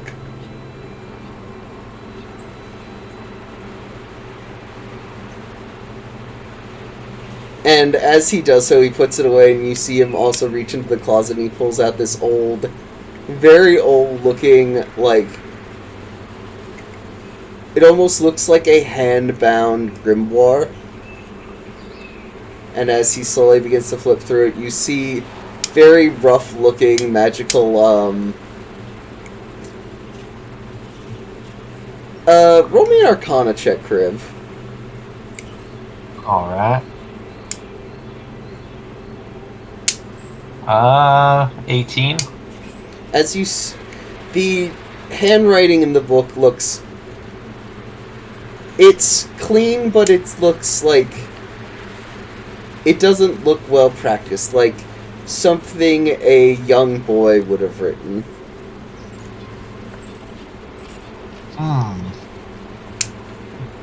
Does he need any help organizing his thoughts? Well, to be honest, I hadn't practiced magic since I was told I had the gift when I was a young boy. What made you give it up? My parents said there would be no money in the matter of adventures, that I would die young, alone, and forgotten. And rich. He actually smiles at that. My parents wanted me to live, but now I think it's about time that I live. Thank It'll you. do you some good. Yeah. Also, I may or may not have gotten a tip that you guys are going to come into some money because there's going to be a very large donation of naughty artwork from one of the rich people, and you should definitely take some of the money from that for yourself. Because there's going to be a lot of it, because there's a lot of really nasty artwork coming in, and people are freaks and pay for that shit. Oh my gods.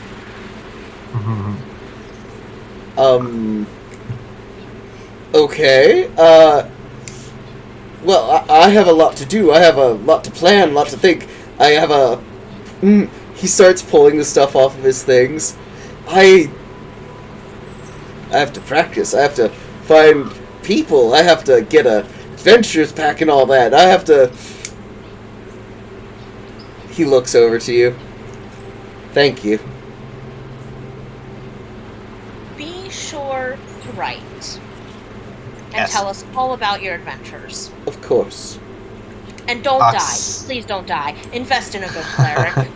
That's the Yes. thing, Nassim. He says as he runs out, and you see him smiling like a young... He looks years longer as he leaves. I can't die, because I will be truly living my dream. And That's the spirit.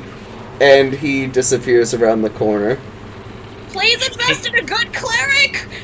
Keep close correspondence with us. I mean, you know what? Next time we come see him, we'll remind him. And that is how a level 1 wizard is born, ladies and gentlemen.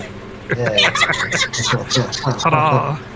We So started him on his own So somewhere out there, Alamut will be joining an adventuring party as their new level 1 wizard. Yes! Beautiful. Amazing. Love it. I hope we run into him. Uh-huh. I hope we run into him again. The image just popped into my brain of like Joe Prime sitting in her study in Sigil, because that exists obviously, and him just opening the door and being like, "Hey, it's been a while." Just like, who the heck are you? Oh, From one. I met you. Well, not you, but like part of you. No, he just has the conversation that Joe has with him, but it's from the other side where Joe Prime is the confused one. Nope. We are now the important members of his backstory. You're the weird people in the bar who sets him off. You're Fizzban. Yes. Oh goodness. Look, I just gave him a did small it. fortune in fancy dresses and jewelry. And with that, he's going to buy an adventures pack and all of his starting gear and his money. And hopefully invest in a good player. Yes. But yes, good. Friendship! That's all I wanted. My whole goal was to send him on his adventure because he was so sad. Yeah. Very nice. And you still stole his books. Yes. Yes, I did. Of course. No, Them but now? is he really No. going to need them anymore? He's fine now, but it's the duality of Nazim. He's not gonna need 14 books. Oh, certainly not, but I leave for 5 minutes and you steal 14 books. We We stole hooked you the up. real cosmology series. See? We knew you'd like it. you'll drop it on Joe's table when we get back, and he'll probably be like, Yeah. Speaking of Joe, Yes, it's Joe's turn to do something. Let me change the ambiance because I feel I'm gonna need it for what's about to happen. So, as you're discussing with Mr. Hall,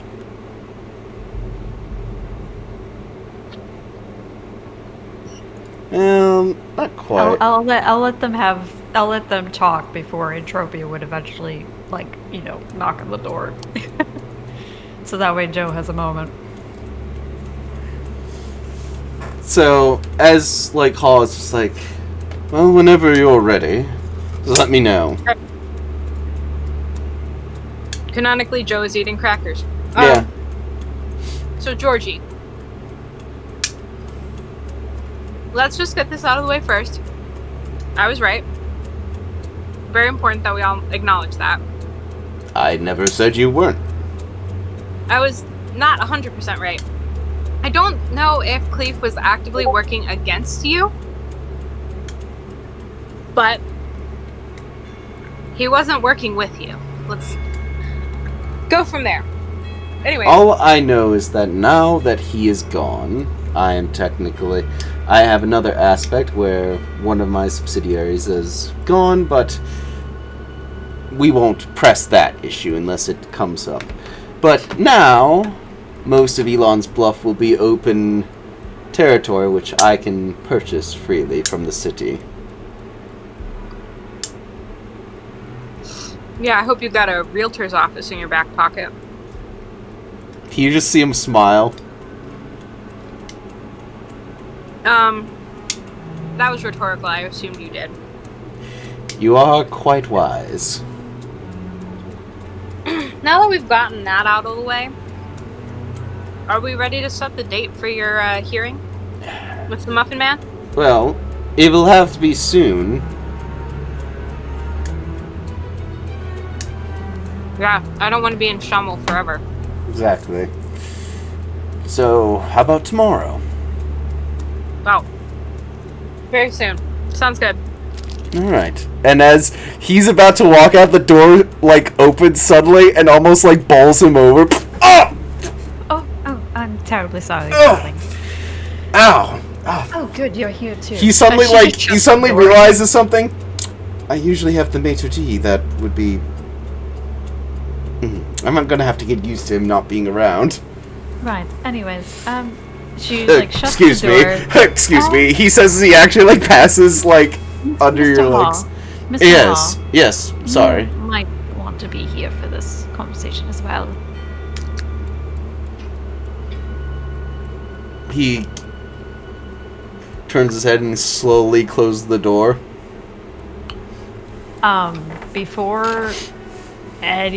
Before she starts saying anything, Entropia's just gonna do the quick walk around the room, sense if there's anything invisible hiding in the room. But then also, shutting any curtains, any windows. Maury flies up and actually helps you close some of the curtains. Such a good loser scritches. Anyways, she looks directly at Mr. Haw. What does the name Fogglade mean to you?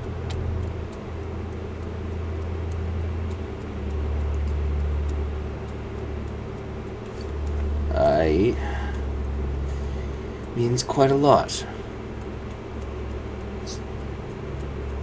How so? I was once married to a Fogglade.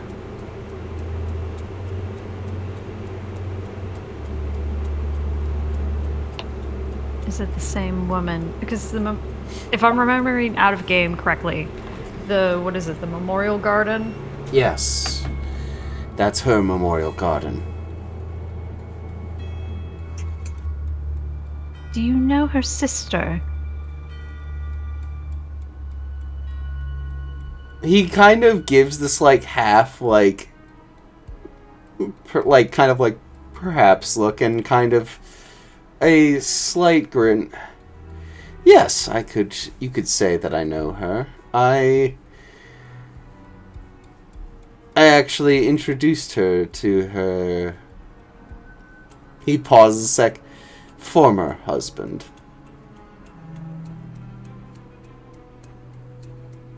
She then looks over to Electra.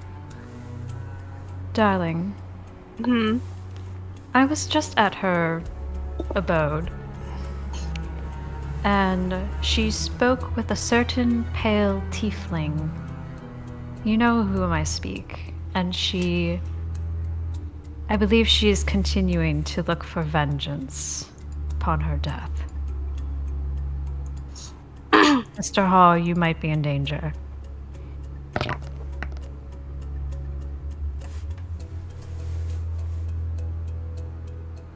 Unless we can clear the air of how exactly she died.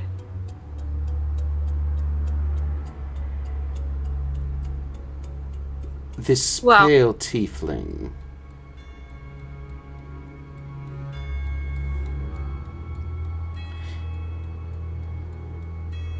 You didn't happen to get a name, did you? Do you know them? He looks up to you, Jocasta, and he just kind of says, he is a mutual friend of ours.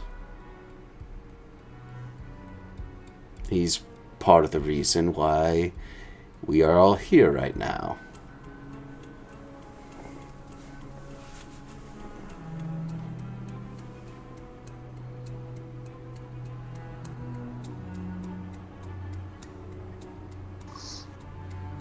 I didn't get a name when I saw them together, because he was gone by the time I went into the room where she jumped out the window in pursuit.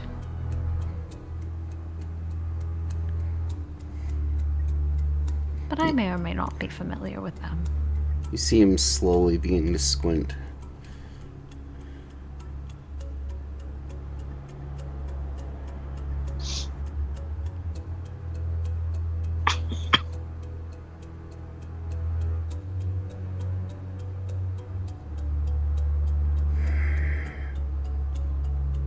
But why?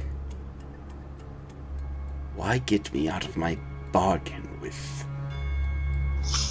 one of the Dukes of Hell just to...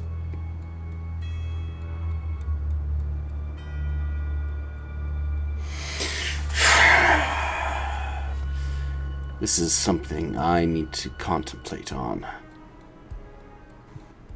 Unless you have some means to elucidate what exactly... Do you have any idea of his motive? Originally, I thought he was just a standard debt broker of the Nine Hells. Ooh. I imagine Joe and Entropia just look at each other.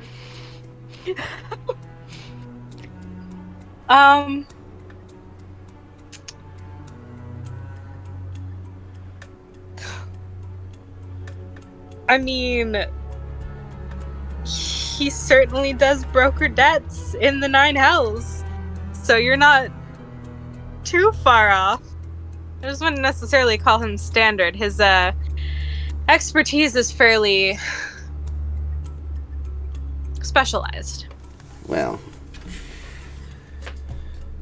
I don't know what exactly he has planned, but I won't elucidate too much about the contract me and him made, but... Hold on. That... First of all, how stupid are you to enter into a contract with an infernal being while you're already in a contract with an infernal being that you're trying to get out of? Excuse me if I... Okay. Secondly, don't you think this is pertinent information for your legal team? That's the thing. It is. Spoiler alert, it is. He did not have... Okay. So beyond the normal contractual obligation that upon my death, or my demise, that all such would pass to him, my assets, my soul, so on and so forth. But he offered me immortality. The way None of the ways that is the strings attached anywhere else. I looked over the contract thoroughly. There were no stipulations, obligations on earnings or the amount of people or any aspects of that. It seemed So like you made the same deal with him that you made with not Mephistopheles, the same deal. but with no strings attached, and you thought that that was legit? Because, my dear, I saw something. He wanted to screw over Mephistopheles. Yeah, that's what they do. Yes, and I am playing on that. You do understand that you're being used, right? We all are used by a higher power one way or another. Why not play the game with them? You're not playing their game, they're playing you. You're walking right into it willingly. I just want to say during this conversation, Entropia has taken... I'm imagining that your Asmodeus mask is just on, like, a vanity or something, and she's just has it, like... She's just, like, twirling it while it's, like, it, you know, it has it, like, stood up on the desk, and just... She's, like, twirling it while this conversation is happening.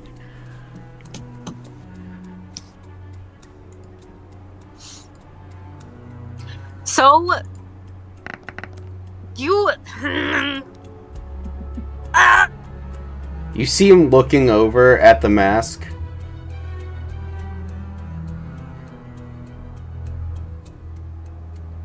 You're playing with the big boys, darling. The biggest.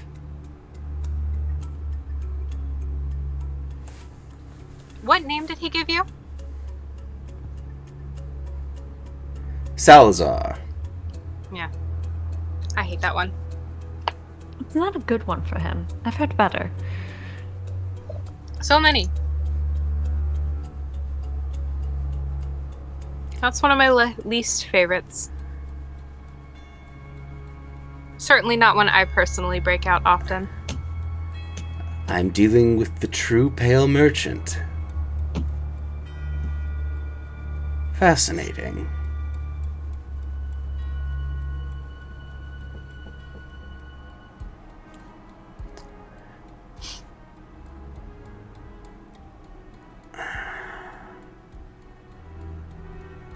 I may have to put a contingency into play that I did not think I would have to. Maybe let's not. It's nothing infernally tied, I can assure you.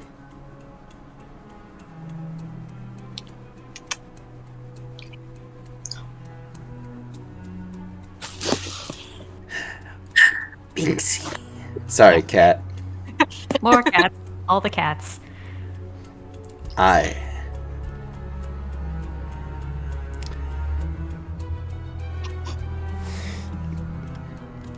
can recommend you some mercenaries if you'd like.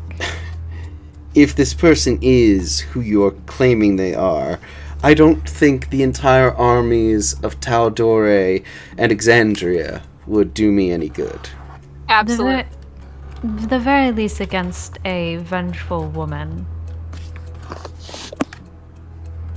who this pale merchant we speak of may or may not have tipped off.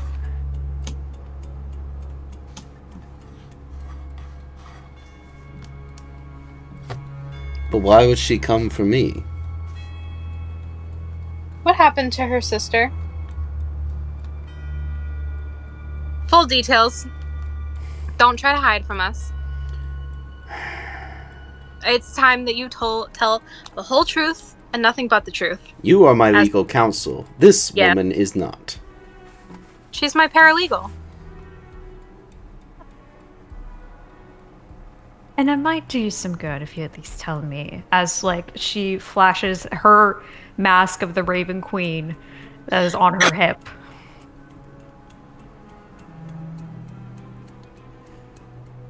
I know it was betrayal. you might want to elaborate.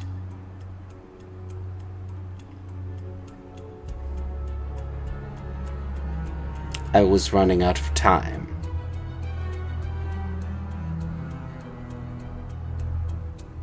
And money. So I made some deals.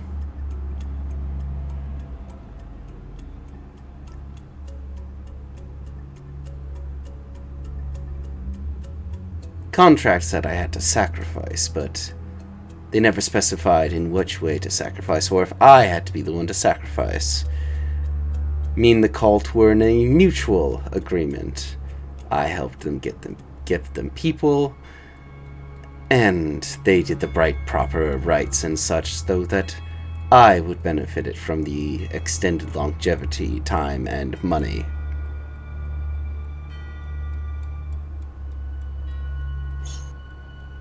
She was...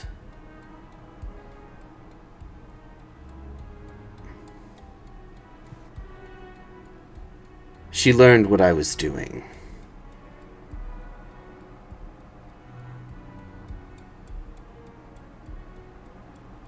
And I was so close.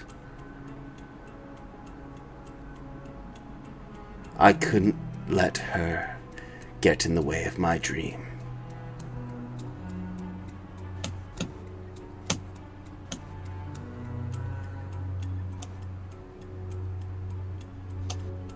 Wasn't she part of your dream?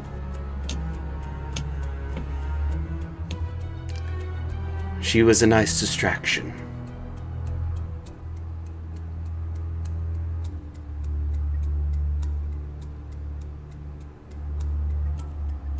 Did you do it?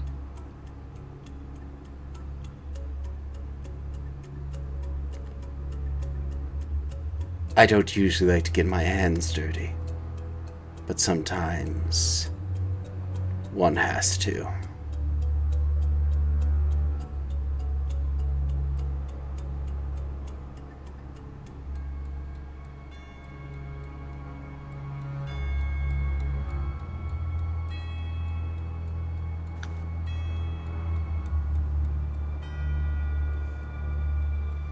Well, unless we have anything else to discuss, I feel I need to go make some preparations for tomorrow.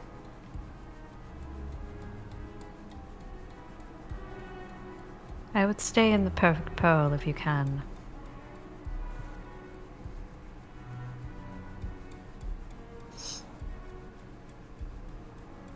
Wise counsel, paralegal. Says as he goes out the door. I don't even know what that means. Door shuts. Walks casually over to, I don't know if you were sitting at a table or wherever you were. So, how screwed is he now?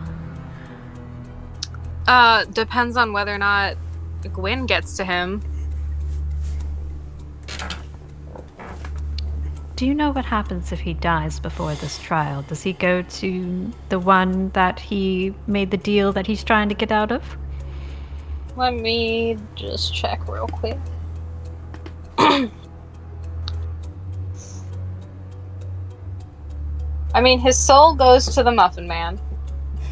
Okay. I love that that's his nickname. It's the best.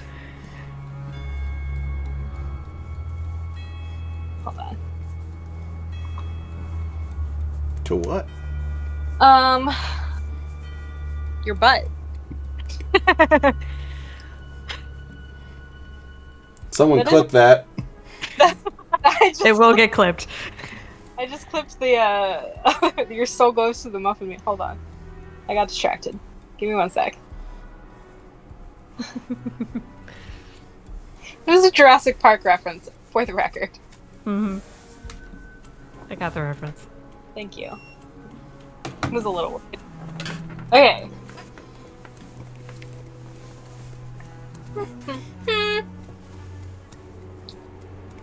As you just see Jocasta pull out a copy of the contract in its entirety. Mm-hmm. It's just a giant book, basically. It's a massive scroll. Mm-hmm. I think it would depend on whether or not the Muffin Man considered it like a breach of contract or failure to fulfill the contract. Mm-hmm. It wouldn't be good if he died before. It was good for him. I don't really care. Actually. Whoa. Sorry. Something fell. Huh. See a drunk pirate fall off the roof. Oh. Good for him. He's having a great day. I could use a drink. This is a lot. And now I have to make a phone call. What's a phone? She doesn't need to know that. Yeah. She gets the gist. I'm pretty sure Jocasta has said the same thing. Like, I need to make a phone call at some point in the campaign. Well, okay, but I only imagine you said that because Joe said it so much that you just associate it with it. Uh-huh. Yep. She Yeah. knows that she needs to contact someone. As far as the rest of the party is concerned, phone call just It's It's the spell. yeah. It's just a sending in our eyes or a message. More or less. I'm struggling. It's been too long of a day for me to read this and Valid. understand it. Valid. We'll figure it out later. You wanna be here for the phone call? You know, I would like to. Okay. I don't promise there won't be flirting. I'm used to it, darling. Besides, you put up with mine and Crib's flirting. Whenever that does occur. I think he's a little more gross than you guys, but you know. Oh, he is. Does he still owe you that date? As far as I'm concerned, yes. Well, perhaps me being here will help remind him of that. Hopefully it'll make him more civil. Last time he talked to one of you guys besides me, though, he did freeze Nassim briefly. Mm-hmm. Just asked him. Which was... moving on. He's usually pleasant with me. He likes dead things, and so do you. Well, you... Never mind. Moving on. She'll set up the... She's gonna pour herself a drink first. Would you like one, Entropia? You know I'll go- what? Sure. I'll join you. Some nice... I don't know. What would be on the mini bar that she hasn't already drank? Aside from vodka. Just straight Right. vodka. Just consume- Vodka you were gifted. That's Sure. fancy vodka. I should save it for later. You Whether know it be celebrating Mr. Hawes' death, unfortunate death, or celebrating the win in the court. Yeah. You know what? That's a good point. Okay. She'll just pour just like some generic whatever whiskey, maybe. I don't know. She doesn't usually go for whiskey, so there's probably some left. Alright. I'm just gonna roll a percentile to see if Ventropia... Yeah, does she like it? I don't know. I don't know if she's really had whiskey Yeah. that much, so I'm gonna roll a percentile. Oh, it's No. vile! You like, Fire- I never rolled a 1. That's Like- amazing. you, like, it like sits in your mouth as you like, It's like when I you take a know shot what? Rolling a 1, do we want to say that she's possibly even allergic to it? I won't go. I don't, no, I won't go nah. that far. I don't think she's even capable of having allergies. You are physically, you're physically reviled by this. Like, you spit it up like, Yeah. I imagine she like throws it back and then is immediately like back with the glass. Oh, darling, I don't know how long that's been sitting there, but that's disgusting. No, it's that's gone, it's gone bad. No, that's Not that I don't think whiskey really could go bad unless it was already open. Yeah, but that's, like, Entropia just thinks it gone bad, but that's just how it tastes. Okay, well, you can pour yourself something nice. I'm gonna. I'll get some wine. I think wine is better. You know what? She just like. She takes her glass and dumps it over her shoulder.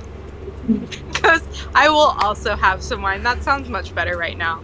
But Just so happens when you throw it, Maury was just like walking on the ground. I give Maury. Now she smells like too. alcohol. Yeah, well, Herbert, do you like whiskey? I don't know. I've never had any. I was in a ball jar thing for 70 years. That's formaldehyde. She's gonna deposit him on the floor. Much better. Maury starts go over and starts pecking him. Ow. Ow. Okay. Ow. Maury starts to go, and it looks like she's about to try to peck out his eye. Maury, be nice. Good girl. Alright. So, we have our wine.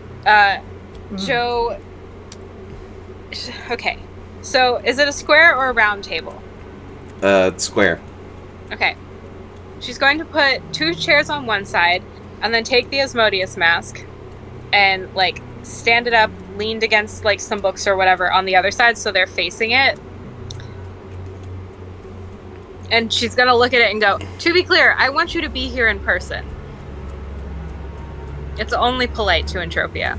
Don't talk through my brain. While she's like talking to the mask, Entropia is just looking towards the mirror that's on the vanity. So, as you see her just start talking to the mask, nothing happens.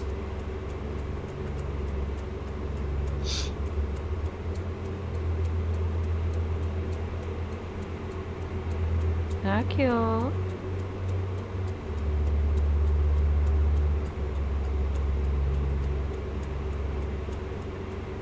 Well, I can do this all day, but Entropia needs to sleep at some point. So, darling, my dear, whatever, would you mind paying us a visit? And she's gonna say that, I don't know if it's like a conscious link that she has with Hercule, but she's gonna like think it directed towards him also.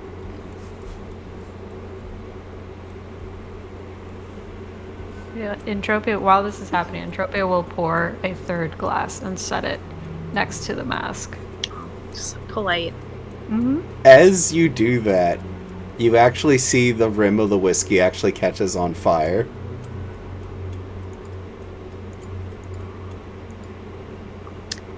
I will He is.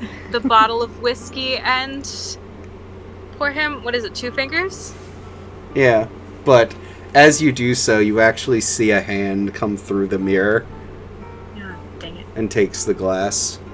Hello, darling. As he sits down on the other side. So, I've never heard you ask so nicely before, Jocasta. Well, I need answers, and generally people respond better when you ask them nicely. As much as I may hate to admit it. More flies with honey than vinegar, as it were.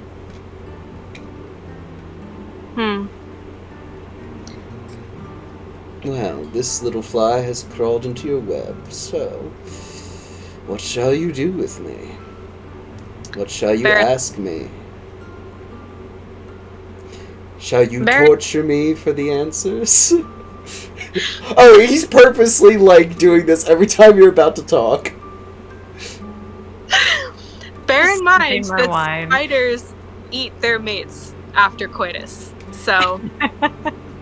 I think you'd be into that, darling. You're not helping yourself. That's fair. Wine. What is your interest in Gwyn Farglade? My interest? What do you mean? Don't play coy with me. You don't do it as well as I do. All I simply do... Fuck. You gotta stop fidgeting with things, my dude. I'm sorry! Our See, DM my just dropped Discord- something. My Discord says that you don't have a camera. So Ugh. I didn't know if you were throwing shit. No, okay, so...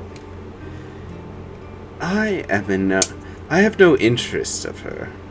Her soul is not one that is bound for the hills. I simply wish to give her closure. I suppose a better way to phrase it might have been...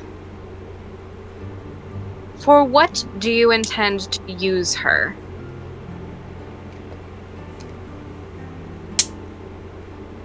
I intend to do nothing with her.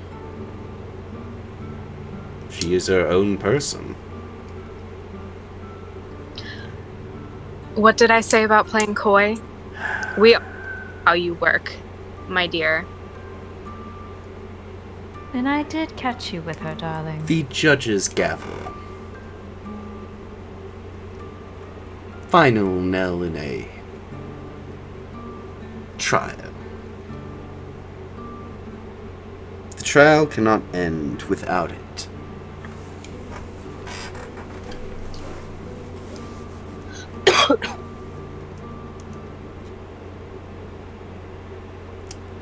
So, now I get to ask a question. Oh, your favorite game. Are you going to get in my way? You still haven't explained what you're doing. So how would I be able to answer that? Here's how you do that. The way that you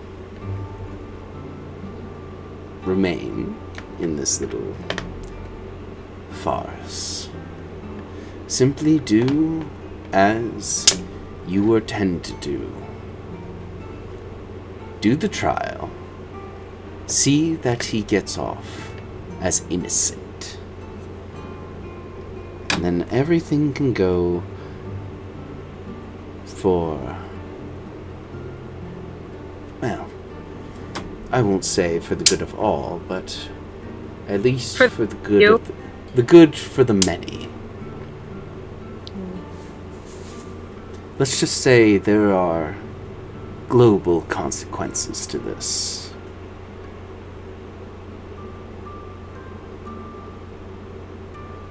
What is your plan for Shamel? And his wide smile winds a bit more. It is but one piece that I need to finish the puzzle. It's one corner of the star. One edge upon the line of the door.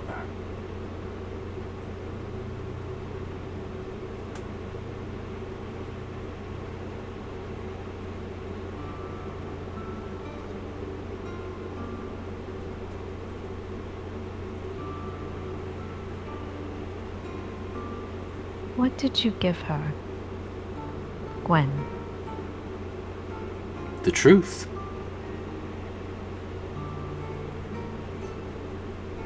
Of how her sister died? Yes. How did you phrase the truth? Truthfully. He says, kind of just like looking at you. You know what I mean. I simply told her who killed her, and how, and why. And who did kill her? Your client, of course.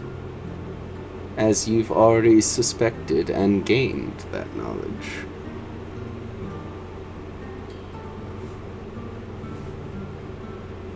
But that is the beauty of lawyering, isn't it?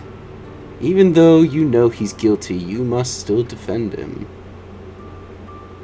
I didn't realize that this was a defense trial. I thought I was just trying Defends... to help alter his deal. Yes, but I mean physically defend him until the day of the trial. I'm not particularly driven to do so. And your paralegal?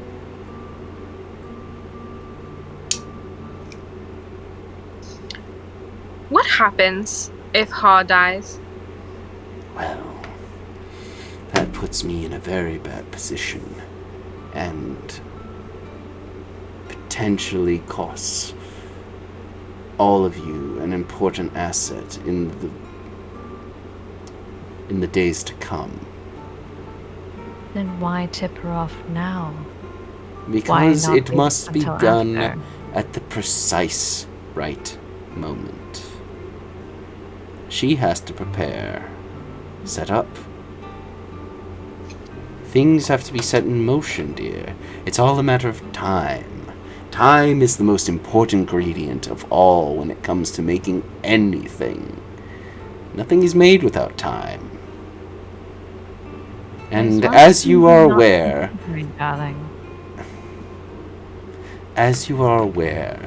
Jocasta and I are quite familiar with the intricacies of time. I know me telling her now will set her up in the exact right moment when she needs to arrive. All I ask is that you do not bungle this.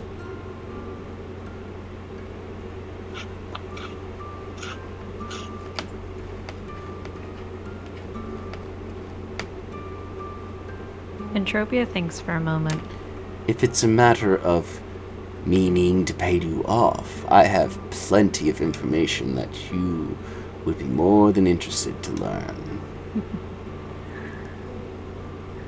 Tempted, but no, darling. Even when it comes to family matters. I have other means. Hercule, darling. You of all people should know that mortals are a funny thing. Contrary? How would I ever have guessed that humans... my apologies. Mortals would be contrarian even to my machinations. So here's where we play a little game. I don't think that she will strike right when you want her to. Perhaps. Not when she is grieving, not when she has just been given her freedom. What happens when someone who was locked away, who wasn't free for gods know how many years? They get reckless. Like you. Exactly. Takes one to know one. I don't think she will strike when you think she will. The only... So, that remains. If you do not think that she is up to it, perhaps maybe another needs to be found to see that this cycle comes to its completion. So, you want Ha dead, but you say that killing him would end badly for us. He must die at the right time. That is what's key.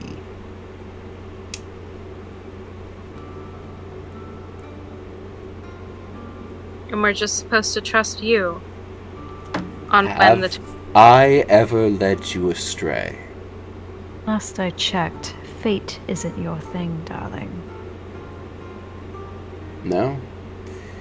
But matters of time, mortals, and the soul, those are very much my purview, and I am well versed in all of them. So, all I ask is for simple trust.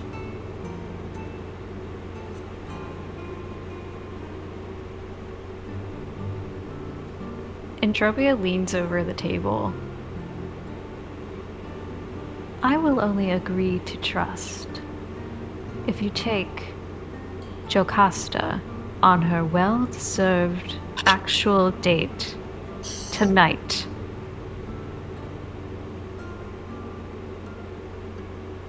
Because, in my understanding, she's been asking for one. She's been reminding you, and yet you've done nothing.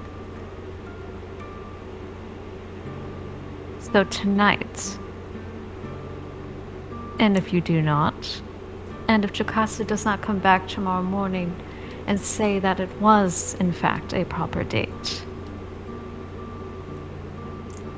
Well, shall we write a contract? What exactly pertains to a proper date? No. You did... Okay. You promised me dinner. I can provide dinner. But I relent. I will admit, Jocasta, you have certainly a very well negotiating paralegal at your side. Surely your law firm will be feared across the 9 hells when you come to promise. Date me. I get it. You should be afraid to date me. Who says I'm not? But that's the thing about fear. Fear is just the preamble of desire. Sorry, I'm still stuck on the idea that you're afraid to date me because that's the hottest thing you've ever said. And there's the flirting. Joby just sips her wine. Some more. To fear is to respect. To respect is to want. To want is to worship. And to worship is to follow. Well, in that case... I follow you. And I have followed you this entire time. If that's the case, then maybe our playing field is more even than I thought it was. I never said it wasn't.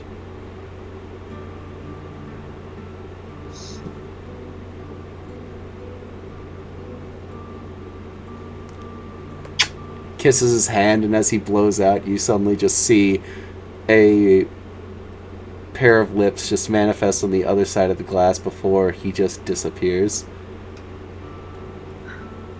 And here I thought I had to leave you two alone. I think that went well. Did that go well? I don't think we got any answers out of him, which was always infuriating. I mean, as someone is known as the Lord of Lies, are you really expecting anything, darling?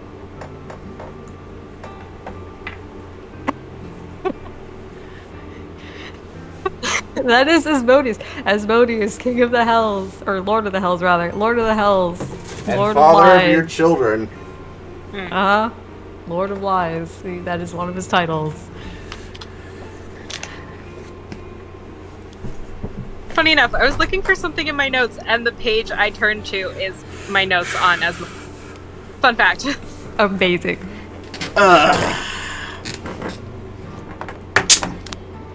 Well, that was more than less than unhelpful. At least you might actually get your date tonight. Yeah.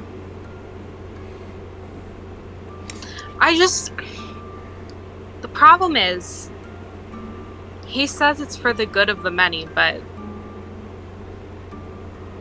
realistically, it's for the good of himself. Mm-hmm. Oh, it always is. So, it really makes it a struggle on whether or not to go along with what he says to do.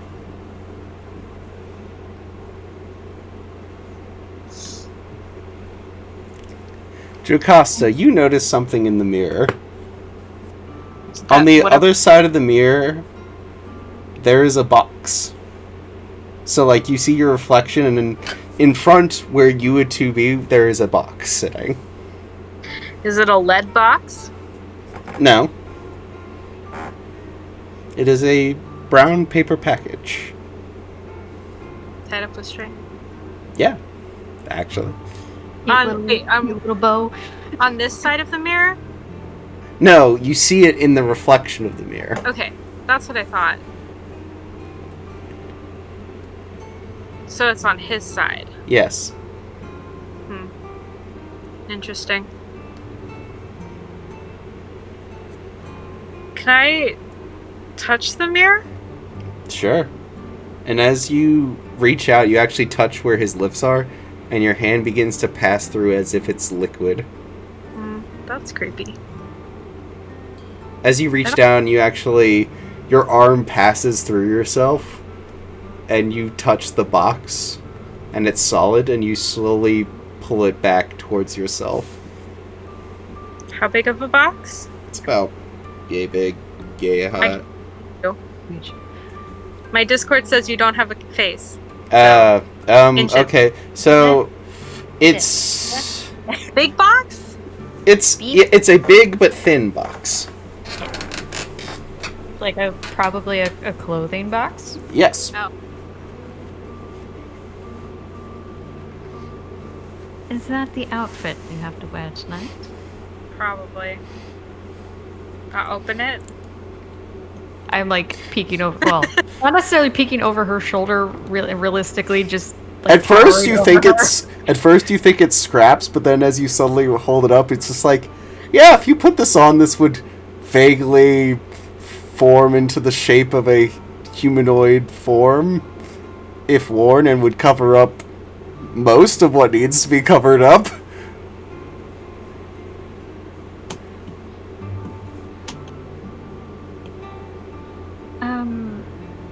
As you look over it more, you actually see what appears to be, before she closes the box, you see small, like, embedded crystals of, like, almost a prismatic hue across the surface of it.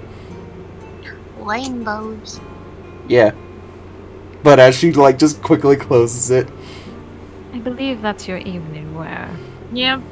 I just have to figure out if it's outerwear or underwear. With him, darling, it's definitely both. Especially at this point, she'd probably be starting to take her leave. Mori on her shoulder, since he worships you, he fears you, he respects you, he follows you. As then she, in a very teasing manner, she's already out the door. You like a stalker? As you're about to leave, Entropia, you actually, like, feel something trip up underneath as you see, Herbert just kind of look. Listen, I've been in a jar for most of my life, but even I know not to get in the way of someone's date, so I'm just gonna hang out somewhere else for the evening. Herbert, if that's okay. Your backpack would complement this dress so well. You want me to third wheel on this date? No, I take that back. I'm sorry. I love you, but that's a little weird. Begrudgingly, she's just like, give me the backpack. Herbert, you get to go hang out with Entropia. I get to be with the cool kids. Yay! Sorry. Gonna lower the backpack so he can flop his way in. So you can, like, flows upwards into it. Closes it. Holds it out like the comical arm's length. I'm just gonna go. Does this mean I have to curl my hair again and look in the mirror and, like, fully, she just did not do anything to her hair that morning? Yeah. So it was curled and she slept on it, so it's just like, because it's short. You might need to fix yourself up a little bit, but she'll, like, immediately look at the mirror and no peeking. And then, but then she'll take her leave with Herbert. Alright, so, meanwhile, while this is all happening, the rest of y'all are just kind of hanging out? Yeah. I mean, I'm feeling pretty happy. Yeah, we're feeling good. Yeah, I think Nassim did what they wanted to do. I've got my armor. Was there anything you wanted to do, Kriv, while we're still walking around town? I got my I mean, sweet staff. do we... Want to rob No. people? I mean, I think the town's been robbed enough. Just look at our pirate crew running around everywhere. No, Oh, I think... Oh, give me them joining 2. the fun. Hey, give me them 2 coppers. Oh. You know, we should test out your staff. And I think I know where we could do it, where it won't destroy the town. you are And she from kind- around here. Well, no, she kind of, like, looks up to where the wealthy people houses are, and then she kind of looks up to the cliffs behind it where the waterfall is that I see there. We could blow up a waterfall. Do we really want to destroy their source of Blow water? up the cliffside. Herb's eyes go back to the mansions. Give up. There is a safe that Yeah, you you need know. to blow open. There is a safe that needs blown open. We can blow up the safe. You know, as long as something gets blown up, I'm cool with You know, whatever. let's go blow up the safe. I think your staff is going to be more effective than... I think... I heard someone talk about a cannon?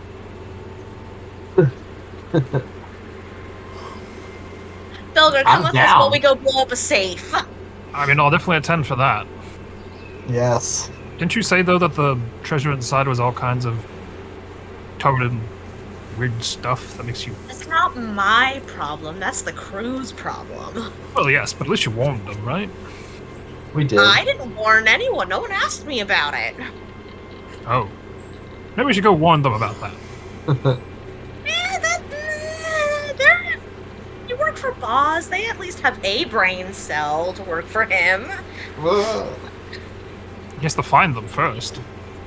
What, Just- them just or the stay brain paralyzed. cell? Both, I guess. Let's go find the safe, and if anyone mildly intelligent is there, we'll let them know. And then we're gonna go blow up the safe. Sounds good to me.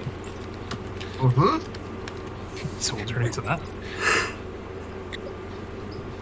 Yeah, we're gonna just go cause destruction while you two go be smart. Could I meet up with them? Just for one thing. Sure. Thing only. So, as you all are walking out, as you're walking through town, you notice Entropia carrying a basket at arm's length.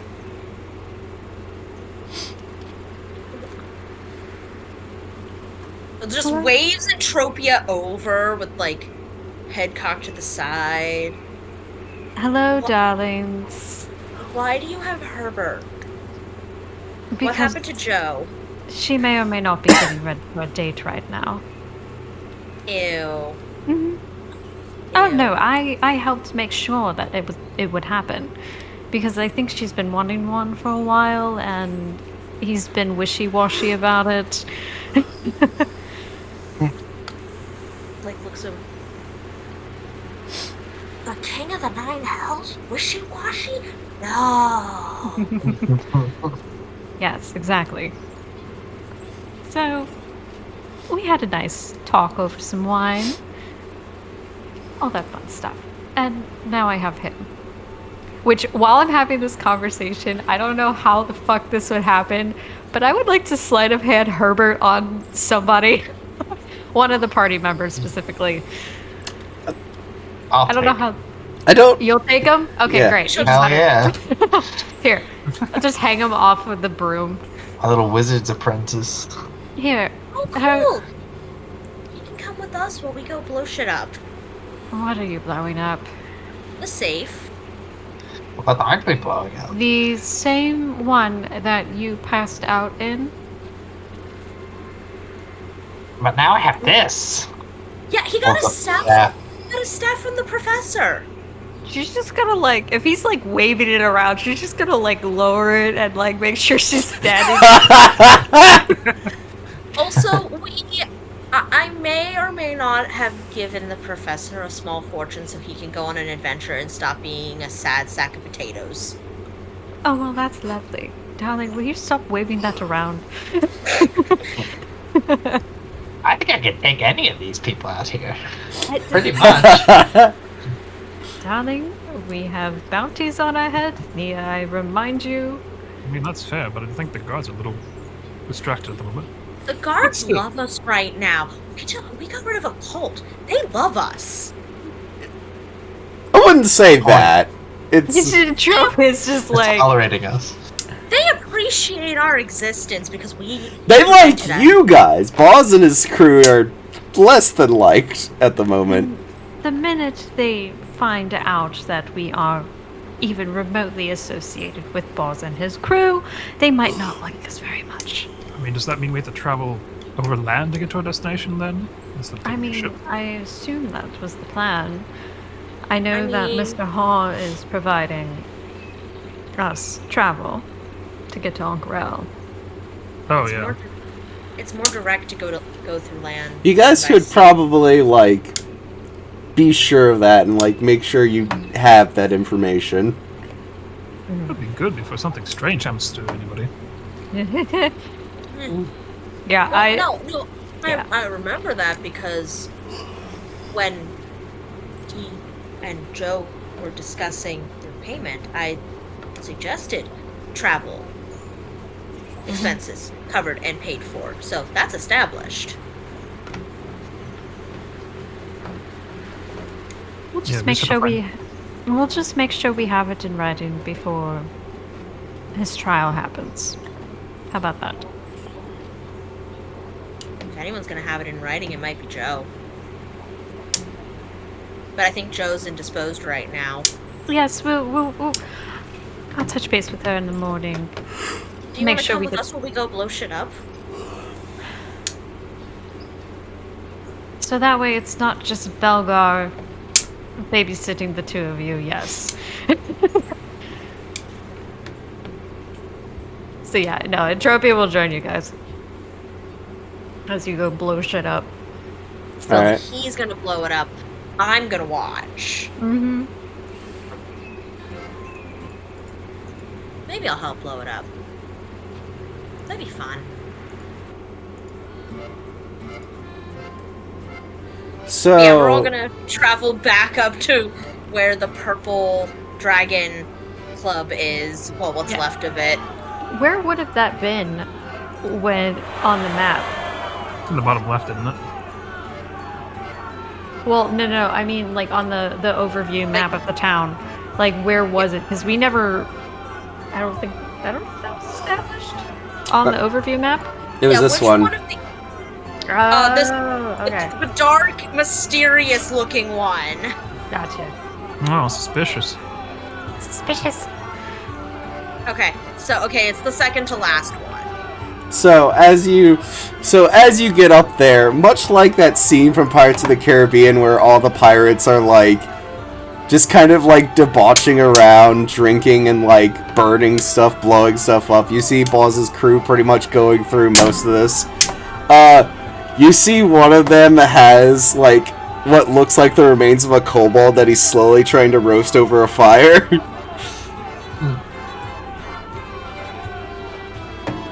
What? Alba, how do you feel about that? It's a kobold. Yeah, good riddance. You want some? He says, pulling out his long knife. You want some? No, I'll pass. How done is it? Just give me a D20 roll, since I assume you don't have culinary tools. Did you move all the tokens? Love my threes today. What am I adding to it? Where the heck is Boz? I mean, where the heck is Belgar? I went down to the actual map where everything was. Oh, down there. I'm at the entrance. Yeah. Well, I mean... It's just for a more visual look. Yeah. Sorry, what'd you roll? 3 on the dice. I don't know if I have any bonuses. Seems cooked well enough. That's right. Yeah, give me a slice. I'm pretty sure Criv has the lowest standards when it comes to food out of everyone in the right. Oh, this looks delicious. Mark down one cobalt leg. I'm gonna eat it right now. Okay. Roll me a con check. All right. Or a con save, I should say. I think I have a +2.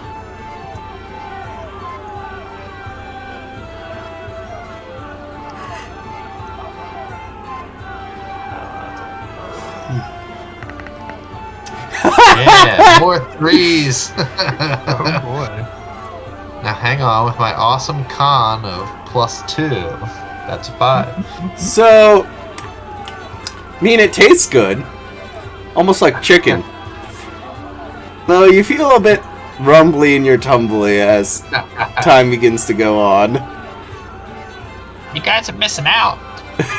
So I'll say for now, nothing happens. Something else is about to blow up. The latrine of the... Max level shit self spells cast. Goodness. Anyway, so as you begin to make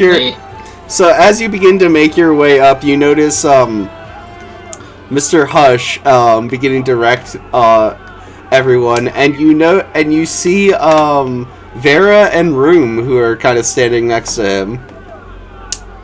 I do not care what my father says. I don't think we're getting past that door unless we have heavy munitions. So you're going to roll it up there, or else. And you see Hush signs, or else what? I'm his first mate. You are just his daughter. As they notice you coming up. I was wondering when all of you would return here. Did quite a number on it. Well, nothing compared to what the rest of them are doing, as you actually see one of the chandeliers, like, begins to swing back and forth with pirates on it. Swing from the chandelier. You see, They broke the statue. yeah, you see that the cannon has been rolled up, and there is a fair number of crewmates who are discussing like the logistics of getting it up to the second floor where the safe is, or like whether they shouldn't. I mean, the captain never gave a definitive whether they should or shouldn't. He's gonna say something. Odds? Yeah. He's doing his own thing. Okay, so it's his kids and Mr. Hush up here. Yeah. I think I have a better idea. Yeah, I could save you some ammunition, perhaps. And a lot of hard toil. Hush raises a brow. I raise my staff. Trophy's just like... Room just slowly steps forward and just kind of looks at it with his... kind of like flicks it with his one arm. Well, that looks shiny. It looks powerful, too. I mean, most magical things usually glow like that. So, what does it do? I was hoping to test it out and see.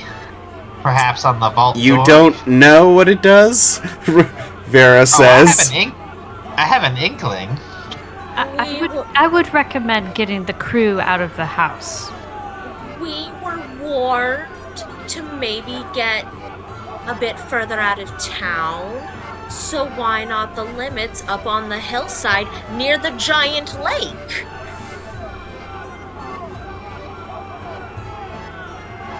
They just kind of like look around. Do you really think it'll be that dangerous? The person who did the research on it thought that it would be that dangerous. Hush, like, takes up his hand and lets out a loud whistle as the rest of the crew as the crowd immediately all stops and they kind of look towards him. The chandelier coming down. Oh! He starts gesturing to the lot, who all just are like, "Aww," as they all begin to roll out of the mansion. That's right. We get to have all the fun. I mean, it's also for the best. You actually see some of them are wearing dragon cultist outfits and masks. Oh, that's crazy. And you see one of them who's carrying out, like, 7 kobolds, like, dead corpses, like, legs tied behind him like he's carrying fish he just caught. Actually, as they're... Because you said that some are wearing the masks, I would like to sleight of hand any of the white ones. Oh, the diamonds!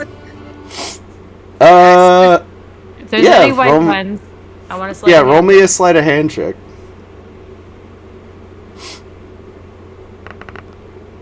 That is a 25 plus...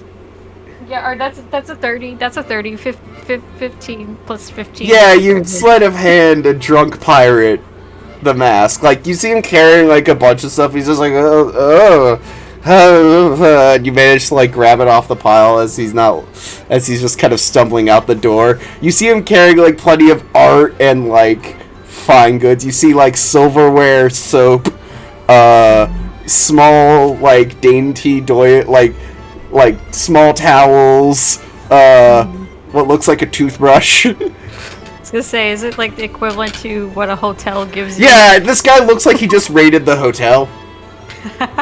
Amazing. So, how many masks did I swipe? Just one? I will say just one.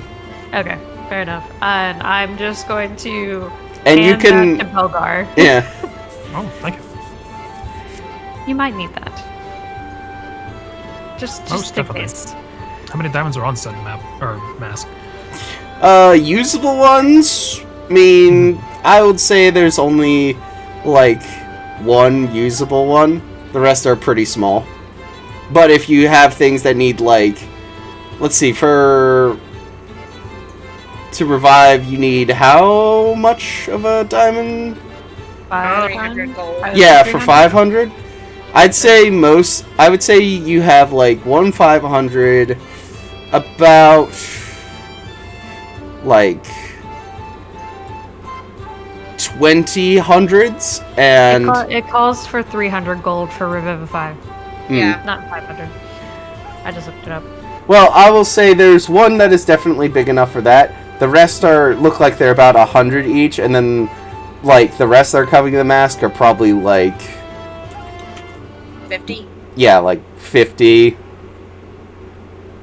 How many are Money. the rest, so to speak? Hmm? How many 51s are there?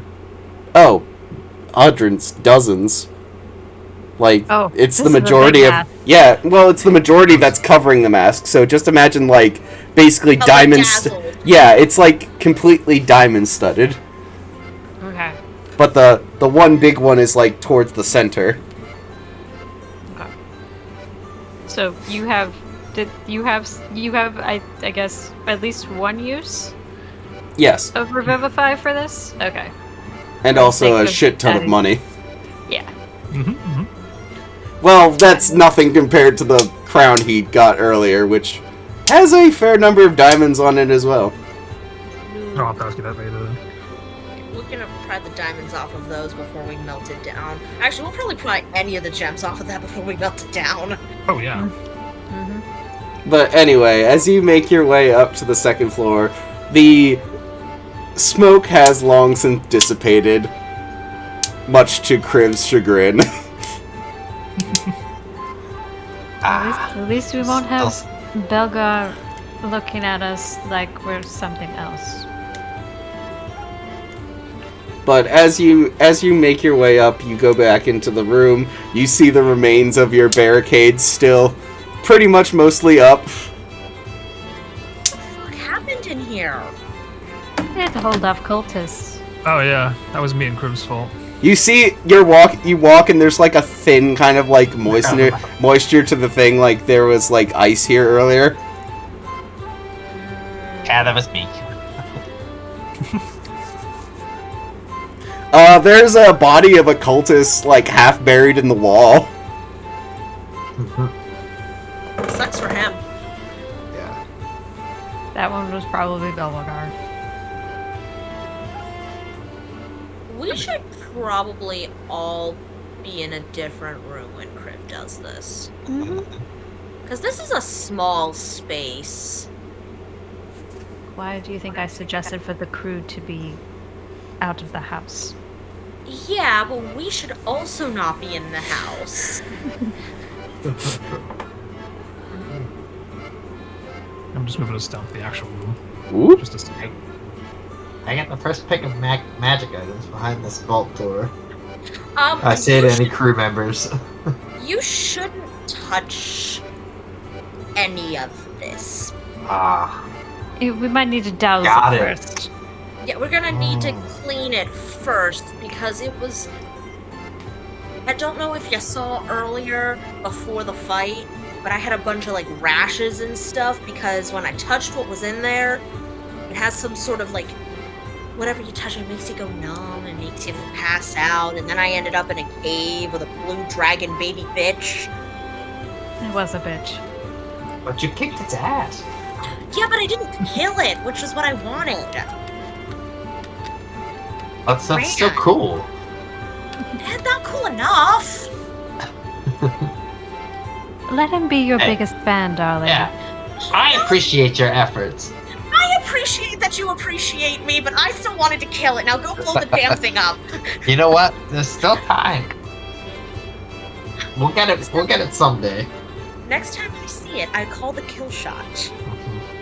No I promises. recall. I recall. We are all powerless. I'm not gonna get in the way. Okay. Well, Just gonna back up. Just gonna. everyone, stand back. Need a little space here. You know what? I'm gonna go down. Entropia is gonna go all the way to the kitchen, like over here.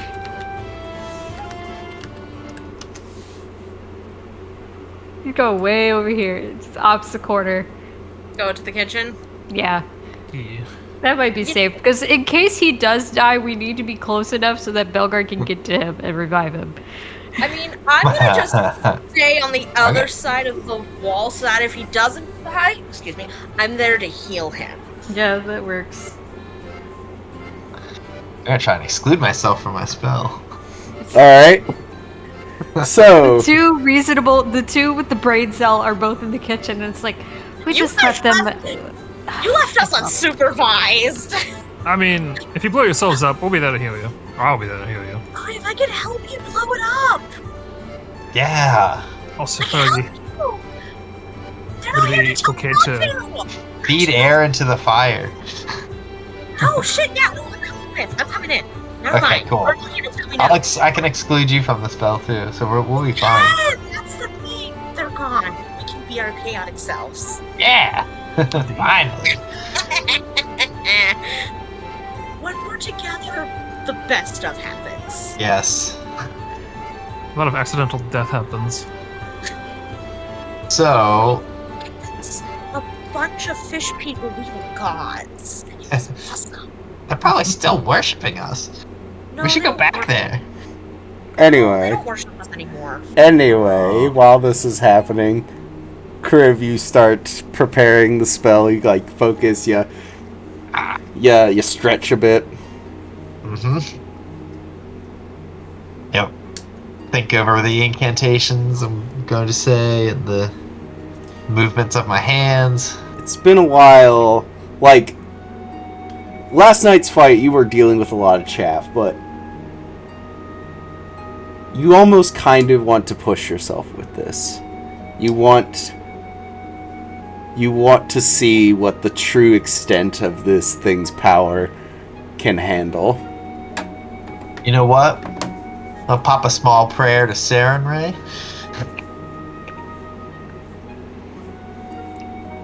Alright. Roll me a religion check.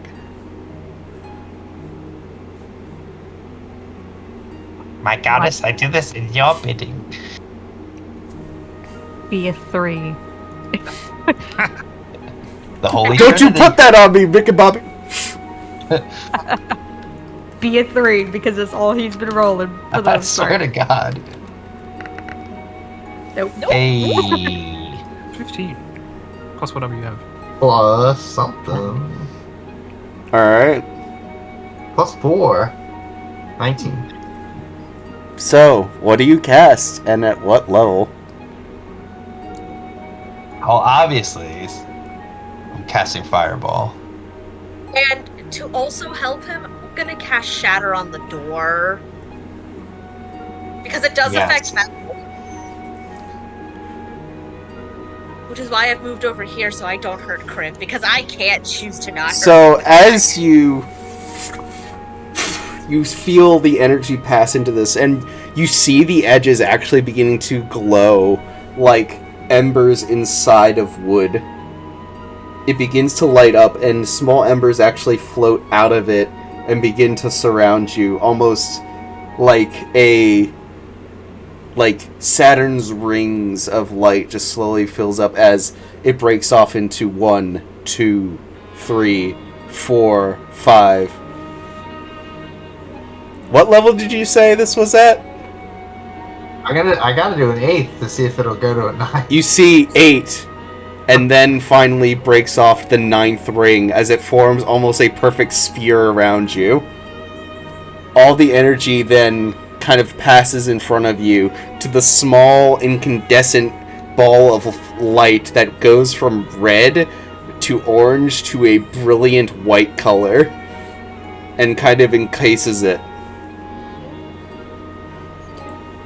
As you pass this forward, you suddenly see a shape before the door.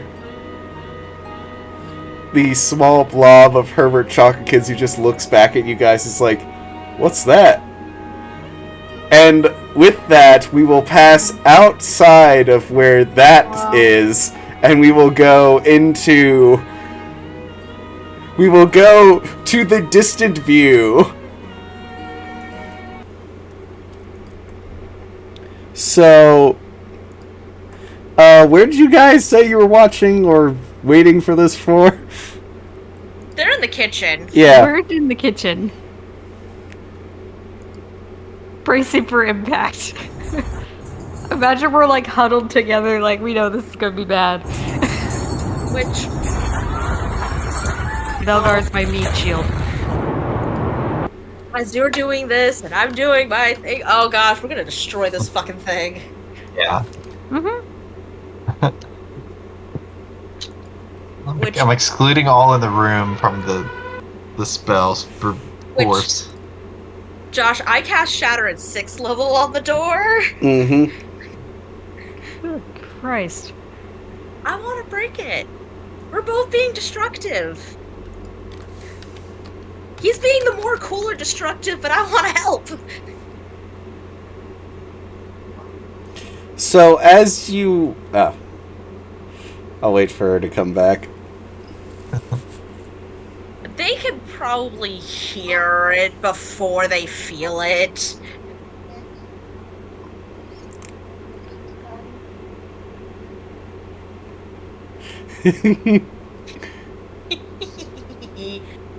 So, what do you two talk about while you're waiting for this to happen? What, me and Atropia? Yeah, because I assume you're not just, like, sitting down there observing the remains of the last meal and what is very obviously sections of human corpses still hanging in the meat closet. I imagine the workers are no longer here either. Oh no, they buggered off. Very long gone. Well, out of game, I'm making sure my cats aren't getting into shit. But in game, Dalgar just looks at Atropia and goes, this probably isn't far away enough, I bet. no, I don't. Do you think they'll survive? I mean, if Crib isn't able to use his spell to sculpt them out of it, or whatever he calls it, maybe they'll be fine. Yes, but that I don't know what Nassim is doing, and she can't do that. I know that for a fact. Well, hopefully he's not standing on top of her spell. I doubt it, knowing the two of them, and of course we left them alone. In a small room to destroy a door. And Tropis, I imagine we just have your shield up. I put a shield of faith on us too. Just As the entire ceiling just shakes and like dust begins to fall, and actually several sections of the wall just start crumbling as Belgar, you do actually quickly pull your shield out and hold it over your head. oh my goodness. Entropia definitely in the moment is like arms around Belgar. Like, oh my goodness. Which actually, as you're holding it, you notice that it looks slightly different. The shield? Yes. Oh. What's it doing? Well, it has a slight glimmer to it. Wait, isn't your shield a vestige? It is a vestige. Is it doing a thing? Is It, something happening? it probably is. I think we've awakened the vestige more. You have. I will send you as.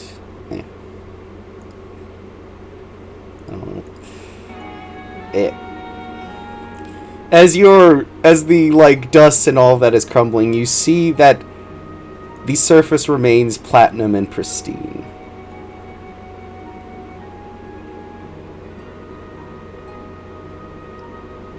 Well, You slowly like stand up and just kind of look closer at it. Bugger like takes it off his arm and turns around and inspects it. It's like it wasn't even touched. In fact, Oh. it looks more radiant than what it did before. Well, Entropia, whatever you do, don't take me on a sneaky mission. I usually try not to, darling. So, this is what it looks like now.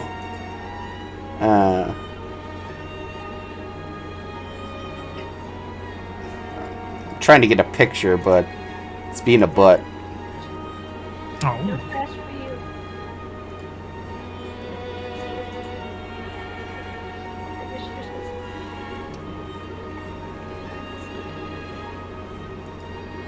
I'll put it in the general. alrighty. How pretty is it? Huh?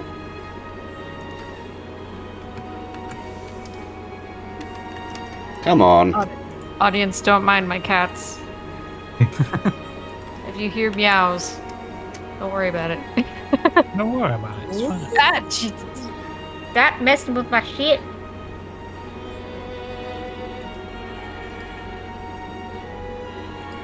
There's Belgar's shield. Ready. And here is its awakened stats.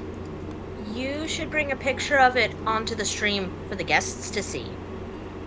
I Yes, will. viewers. As soon as I get the rest of this transferred over.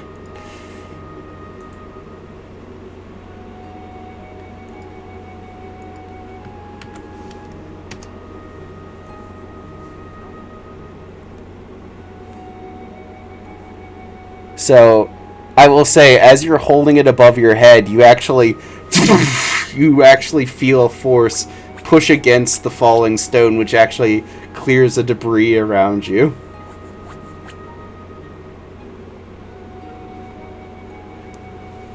Oh, nothing. Definitely use this and some further fighting.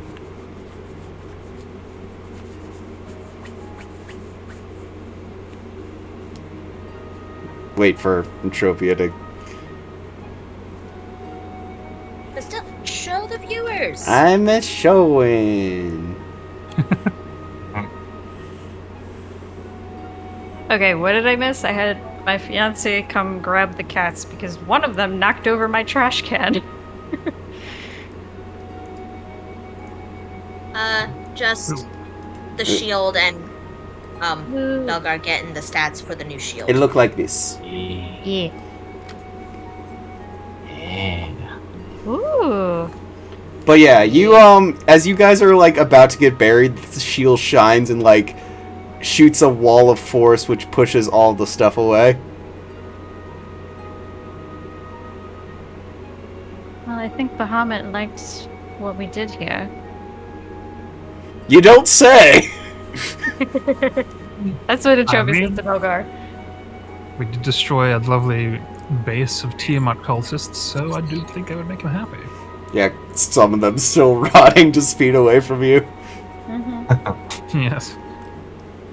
These poor buggers right here.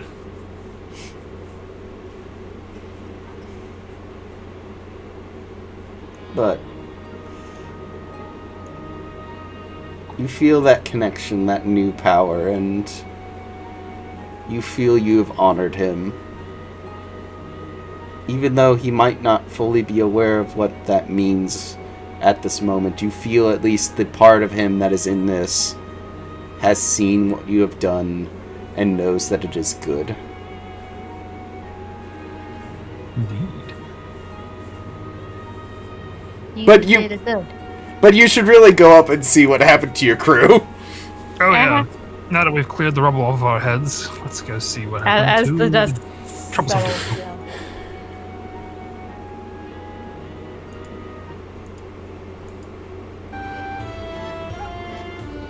So you come up to what appears to have once been a bedroom, though this entire side of the house is now gone. Oh boy. Treasure speaking scattered of- everywhere. This is No, the- not quite. As you step out, you see that Kriv and Nassim are perfectly fine, but they are now floating in place where once there was a floor.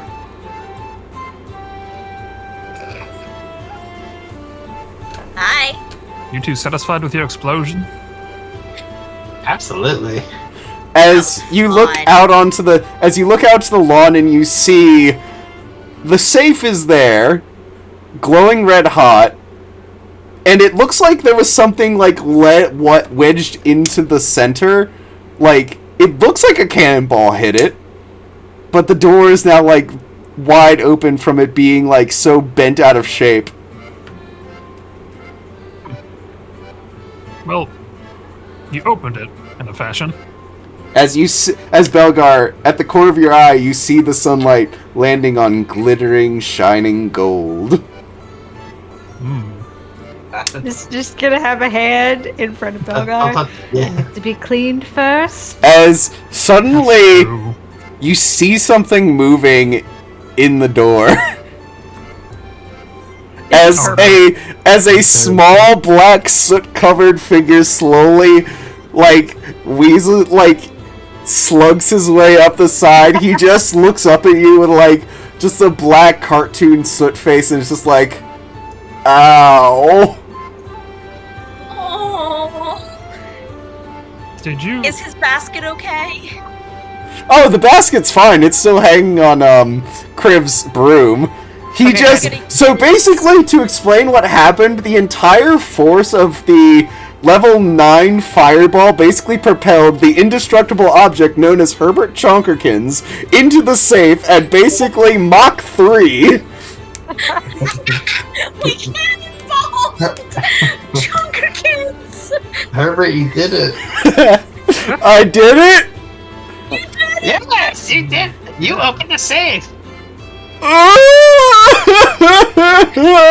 As you see, two tear strains go down his face, start cleaning the soot. Yeah, scoop it I've up. never been so happy in my life! Gonna just take it from Crib and just start doing the baby toss. Yeah! Entropia is over here like, what have I done? But yes, no, nobody touch this. It's been poisoned. It'll make your body go numb and give you awful welts. Also, there's definitely a gas in there that's being aired out right now. We should give this a few hours. As you suddenly see birds. We should probably get out of here. This is not a safe space to breathe. I don't know, I feel fine. Actually, wait, no, Yeah. I've got an idea. Out. idea. I'm gonna take out my wind fan. Use the wind. Point it that way. I'm pointing it into the direction of the safe, so that way all the air will go into the safe. Because it does clear, like, fog and miasmas and things like that. So maybe it'll blow out the gas. Or dissipate it. So I'm gonna open the fan when everyone's out. And I'm just gonna to try and dissipate the gas in the fan. You were able to, like, angle it that the air just suddenly blows out, and you see, like, this thin, like, wispy, kind of vaguish, yellowish smoke just kind of slowly rise up and get dissipated by the wind.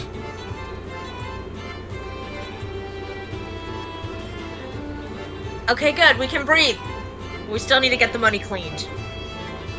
There's also a shit ton of diamonds. There's a shit ton of diamonds in here. Belgar, we lay claim to them. May I suggest we invest in a nail salon? What? You said we need to clean the money. Do you know about money laundering? Is this Herbert? Yeah. Yes. Yeah. About money laundering. What has Joe been teaching you? A lot, actually. Oh no. Oh god. He's What were gonna you saying, start Belgar? he's gonna start his own gang. I said, does he even have nails?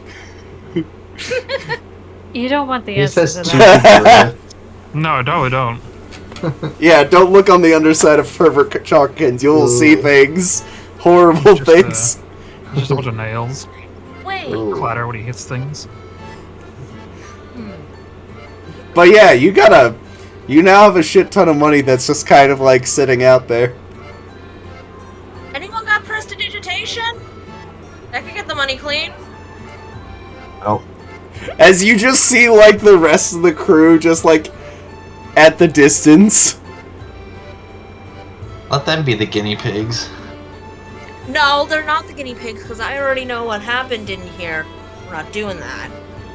But maybe the Though Maybe I we will can say, as you're now like looking over this thing where like underneath where the safe was, there appeared to have been like a passage that led down to the lower sections, where of course Nassim and the rest of them ended up. Yep.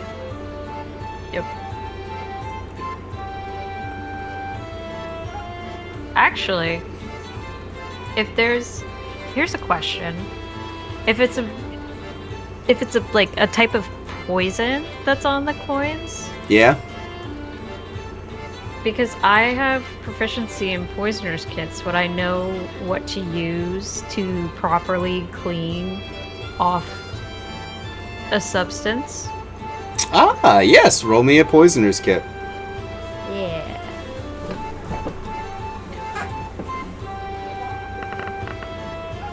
Natural 20! 25.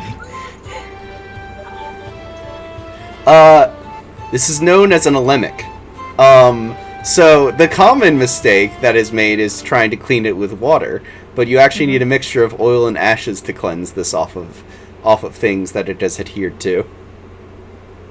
We need lots of oil and lots of ashes. Oh hey, look at that, a burning house. You should just, Crib's smile is just ear to ear. You know, there's probably a lot of oil in the kitchen. We're gonna need a lot of it. Probably. We need a mixture of oil and ash to clean it off. You don't want water. Do not get water. And she immediately goes into like... Basically, water activates it, so... Yeah.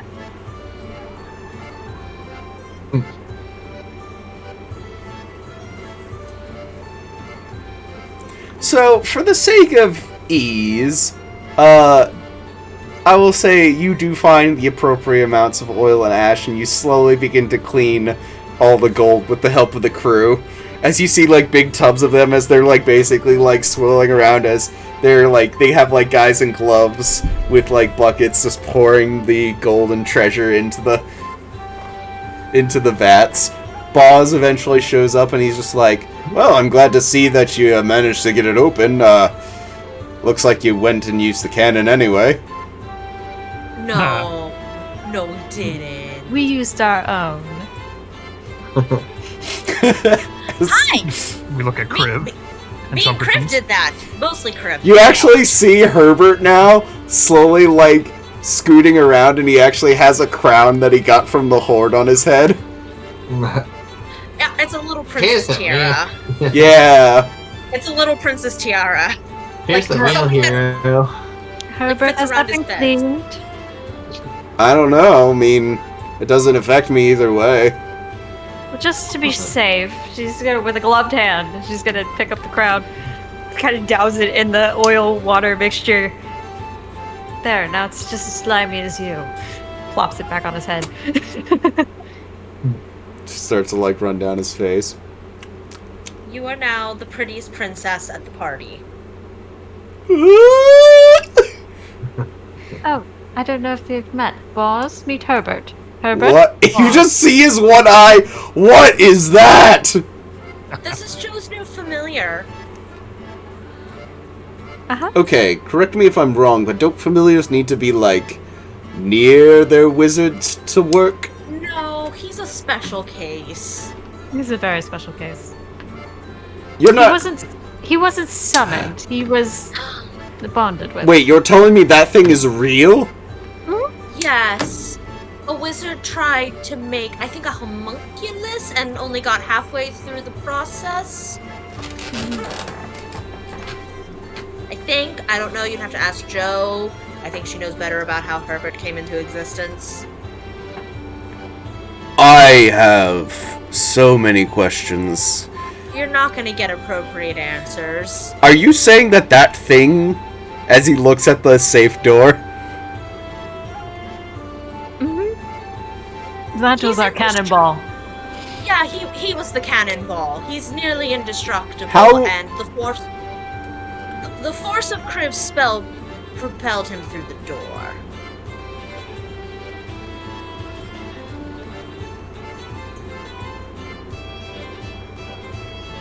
Well, Mr. Herbert? Well done, he says as he, like, puts his hand on Herbert and he's just like... Squish. Squish. The squish sound. And I'm glad to have you as a ally and a teammate. Oh no, you're Eyes. gonna make him cry again.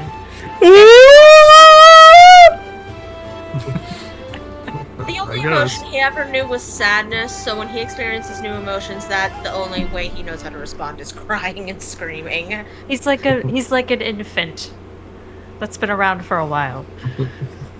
He's like a forever. Everything I'm learning about this thing just makes me, like, depressed.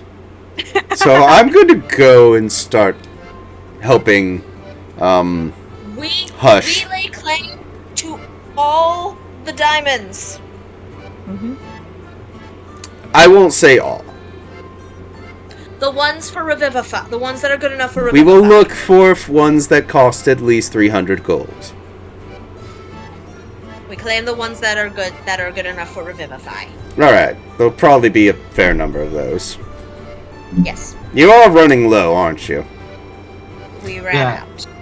Well, I ran out. Belgar, how many times does she die? How many times do you want to know about? Do I need to be concerned that she may not come back the next time? That's a likelihood. Hard to say. I mean, The trope the is like Raven thinking Queen, about. the Raven Queen's last champion told me in a dream to stop. Like I said, I'm a no likelihood. priest, but that's probably a sure sign that you should probably do that. I mean, that was back in Vasselheim, so I've been doing pretty good. I've only got unconscious. Yeah, only He's the unconsciousness. one that died. I know for a fact from my tribe that there's no long lasting effects of being knocked unconscious multiple times.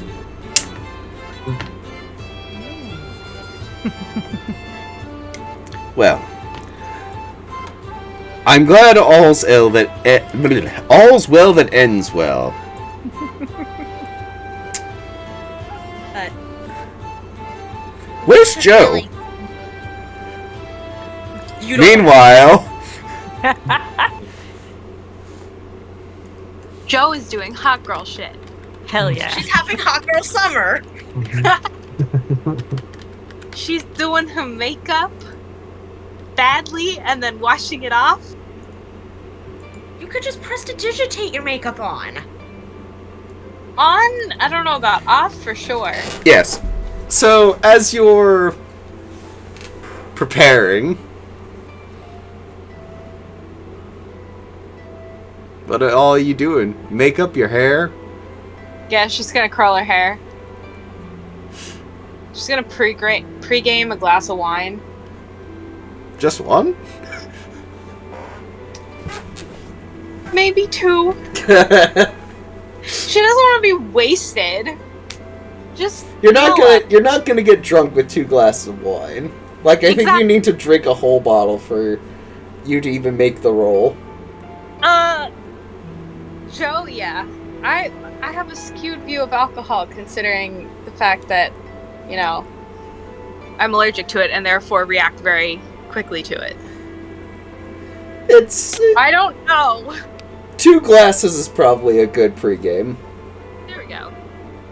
She just wants to chill, and then she's gonna try and figure out the dress or whatever. Roll me an investigation check. Oh boy.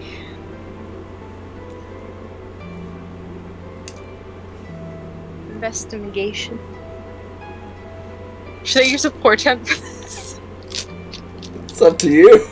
I mean, this will probably be some of the last things you do today, so... Yeah, I have an 11, so for a total of 16. So, it takes you a few tries. Like, the first time you're just like, yeah, this is it, and then you suddenly notice that, like, one of your titties is out, and it's like, nope, that's not it. And you try it again, and it's like, okay, this hole goes here, this goal... Nope, now my ass is out. Okay, let's try this, and eventually you get to a point where it's a very sleek, very fashionable-looking dress that looks like... It does not look like Exandrian fashion. This looks like something that would be found in the finer reaches of the City of Doors. Hmm. Well, at least he has a sense of style. And she'll, like, say that to herself while she's, like, low-key checking herself out in the mirror. Roll a charisma check. I don't have a portent high enough to help with that, so...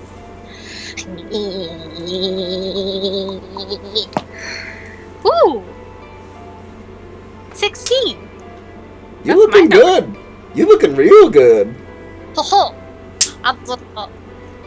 You then have a strange passing thought where it's like, wait, if there were multiple Joes, have any of the Joes ever... And you quickly banish the thought from your mind. Oh, ew. Exactly. That response exactly. She throws up a little bit in her mouth. Tastes like that nice Riesling you had. Yeah, she hasn't eaten all day Yeah. since breakfast, so maybe that wine. You have nothing but coffee and wine. And the crackers she said while talking to Haw. Oh yeah, and also the whiskey. No, I didn't drink that. I threw it over my shoulder. Oh yeah, I forgot about that. Sorry. But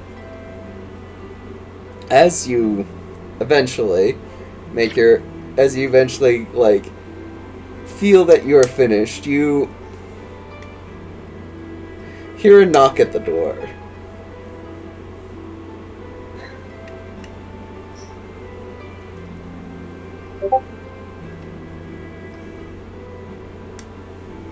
Sorry. My cat looks like he's gonna throw up on my bed. Oh no. Distracted. She'll answer. Don't you dare.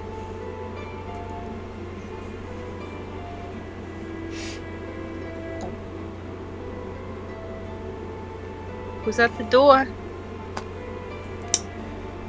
I thought you wished for me to be punctual. It is sunset.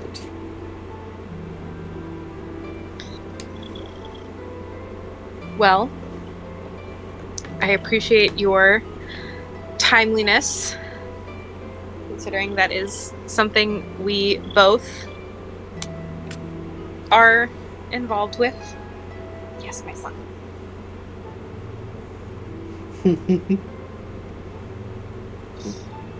What was that? What?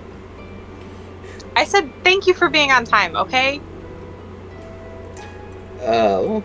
Are you going to come out, or am I just going to have to serenade you through the door like some misformed long-nosed poet? Side note, she is wearing her sexy girl stilettos from Amon. So she's gonna be like, well, if you want me to walk anywhere, you're going to have to offer me your arm. The door is still closed, dear. I said I opened it! Okay, sorry, it's opened. And he does offer his arm, and he's just said, who says you're walking anywhere? As he casts Fly on both of you.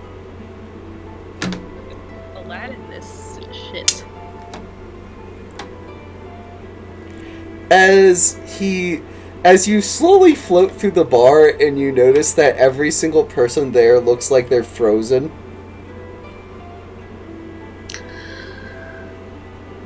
Darling, have you messed with the time stream? Only a little. Reality? Only a little in this local area. The sooner we're out of here, the sooner it will correct itself. Okay. Behave yourself. Never. Excellent. As you eventually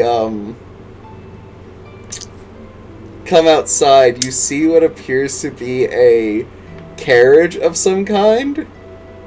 Except the carriage is not drawn by horses. It is drawn by what looks like... It can't be a dragon, but it looks like a whole-ass dragon is drawing this carriage. She's gonna poke him in the arm and go, can I pet it? I have a name. The dragon? Yes, and this is the dragon speaking right now. Yes. Excellent. Can I touch? You? He yes, Sir? you may touch me. She just gently strokes his cheek. It is surprisingly warm. Wow. You're beautiful. Thank you. It's a red dragon, by the way. Excellent. To our destination, good caddy. Of course, sir. You hear telepathically between all three of you. His name is... No, he is a caddy, as in a carriage driver. I mean, if you want, I can change his name to Caddy. Oh, that would be rude. You're right. As you fly, you're in the plush, velvet interior with, paintings that are up. It's bigger on the inside than it is on the outside. As it should be. There's a whole bed in here. Interesting.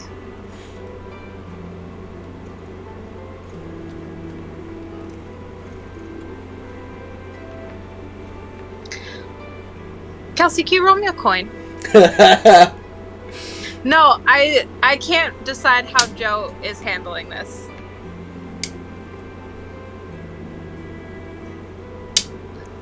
Ah, okay.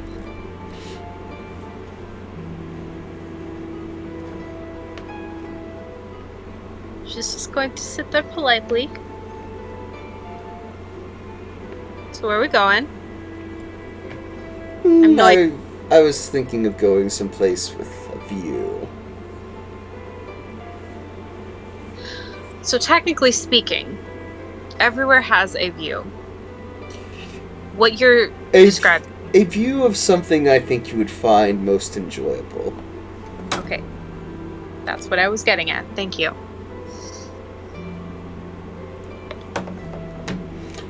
So, after, not many minutes, it eventually lands, we were at the destination, sir. Thank you. Thank you, Caddy. As he opens the door for you and, offers his hand as he floats beside it, you notice an entire, ensemble cast of demons who are now acting as your servants that have set up what appears to be a, perfectly set up dinner. There's a table, there is a 4-course meal that is set out, and it is overlooking the majority of Shamal as the sun is setting over what appears to be the burning mansion of Jaren Cleef. I thought you would find this most enjoyable. Yeah, Boss's guys sure work fast. That wasn't Boss's men. Or at least, not ones that fully acknowledged that. It was It was a 3-way effort, actually. He says as he leads you over to the table. she's just visually, it's like the woman with the math equations. She's like, hold on, Crib, Nassim, Belgar?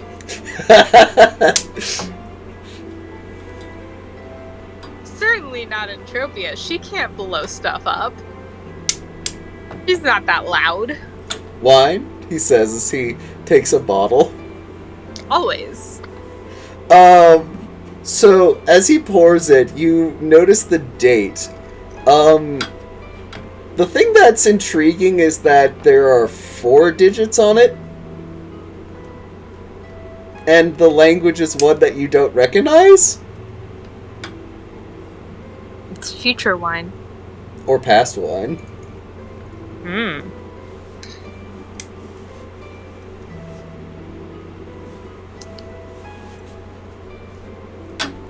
As he, Is it good? If she tastes it, is it good? It's amazing. Excellent.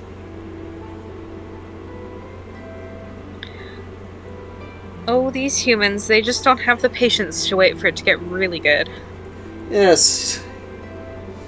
Granted, this one has been technically steeping for, as he reads the bottle, nearly 1,000 years?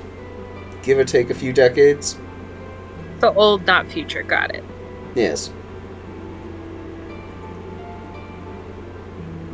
Pre-calamity wine has that je ne sais quoi that the others don't. Oh, part of my abyssal. I do. Don't I speak that? I do. Well, then you know he just said the I don't know. You taught me. I did. Have you put it to good use, by the way, he says, as the first course is served. Say that again? Have you made good use of it, he says, as he, as the first course is set up before you. I make good use of all of my knowledge. All of it. I think so. Hmm. When it becomes relevant, not all at once, obviously, but, you know. Hmm. I see you've certainly gotten better at, going through people's minds. It's always been a talent of mine. Though, I do have to say, there's no more sure portents of one's death than you going into their mind, he says as he takes the first bite of his food.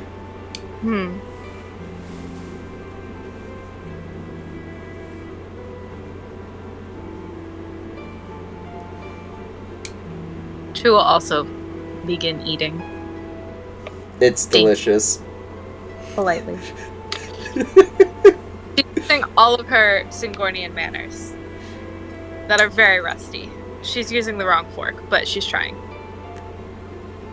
Well, you see, the service is so nice that they actually set the right fork and, like, silverware in front of you each, like, for each, like, course that they bring. Oh, polite. As you look up and you just see, like, a bone devil with, like, a little, like, towel around his hand, just, like, waiting on you. Oh boy. I wonder how Entropia and Kriv would feel. Who was it? Yeah, Entropia and Kriv would feel seeing that thing. Entropia and Belgar. I know firsthand how they would feel. Was it one of yours? No. At least, not directly.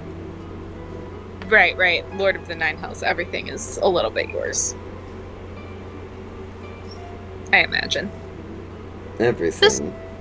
This form is a little hazy on how that stuff works. It's purposely hazy. It helps with the legal loopholes and such. Generally, in polite company, messing with your partner's mind is frowned upon. My dear, love in and of itself is messing with one's mind. To blur one's perceptions of truth is the definition of love itself. Is not love to see one, despite all truths, and still love them truly?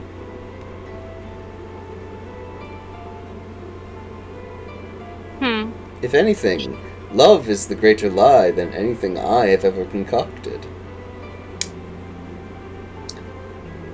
Is love a lie, or is it simply blindness? Is the philosophical question I would ask. And quite a good question.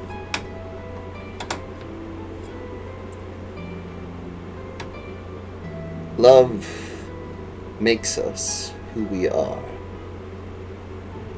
And quite often I have found love is the thing that brings us to destruction.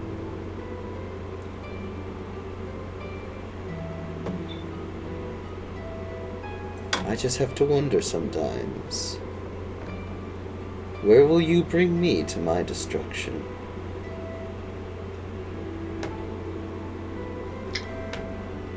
She'll just sort of toast him with her wine glass and Toast back. take a nice long draft of that. But he can definitely see her not quite smiling, but like a little smirky around it.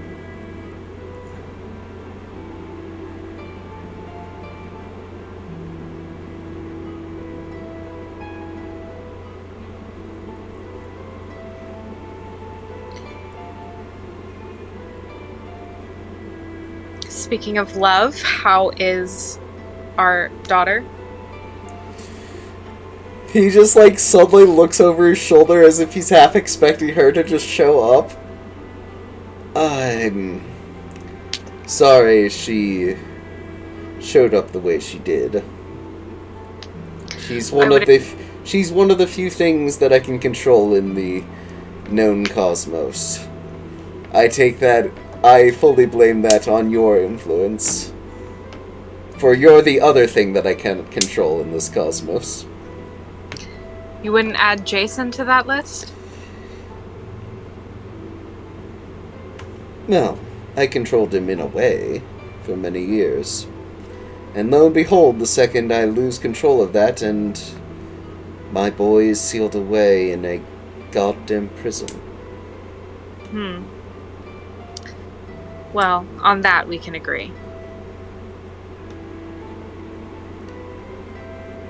There's some merit to be said in the aspects of tyranny.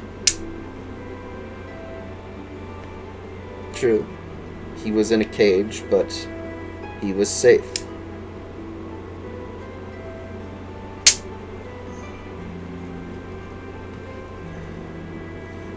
I don't like losing things that belong to me. Haven't you ever heard the phrase that to love something is to set it free? Why do you think I let him go? Good. I'm proud of you.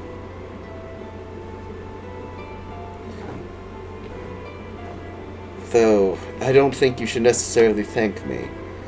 It was, at least... I will not fully put the blame of our daughter's precuities at your feet. I may have been a slight bit of a bad influence on her. Yeah, I'm aware.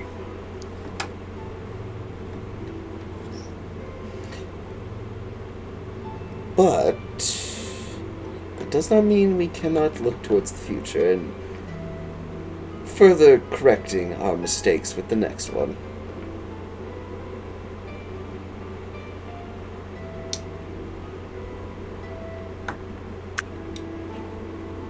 Uh-huh.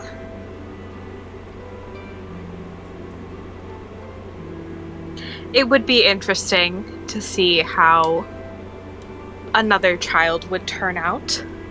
But is that really enough reason to try for one? Who said anything about trying?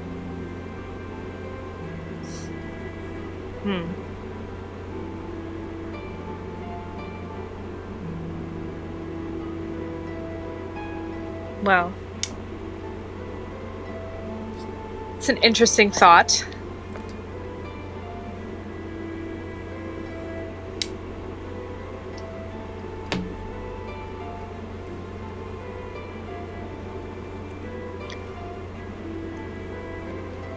She takes a second, and she's like, what do you know that I don't? Honestly, I'm more surprised you don't know yet.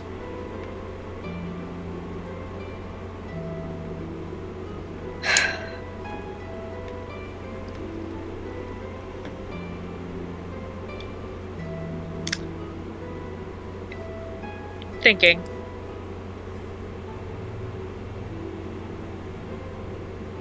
She is going to set her wine aside.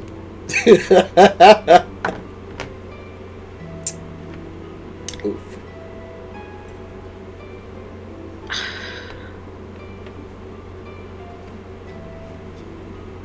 And I don't know if this will work, but she's going to use Detect Thoughts to sense thinking creatures she can't see within 30 feet of her. You sense something.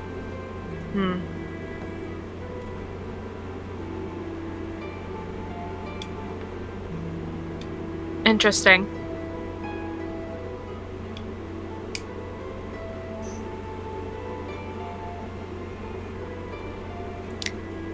Maybe we don't unpack that right now.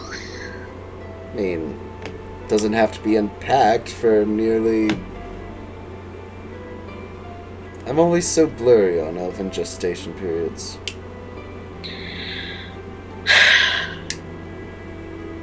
$10? It has to be longer. Really? I've done it once. You'd think I'd remember. Well, you were also in a period. You were also in a point where time didn't exist in a linear fashion, so. Fair enough. Who needs time anyway? I'll have to call my cousin or something. As you actually see one of the demons come over and kind of touches the glass and turns the wine into water. That's so mean!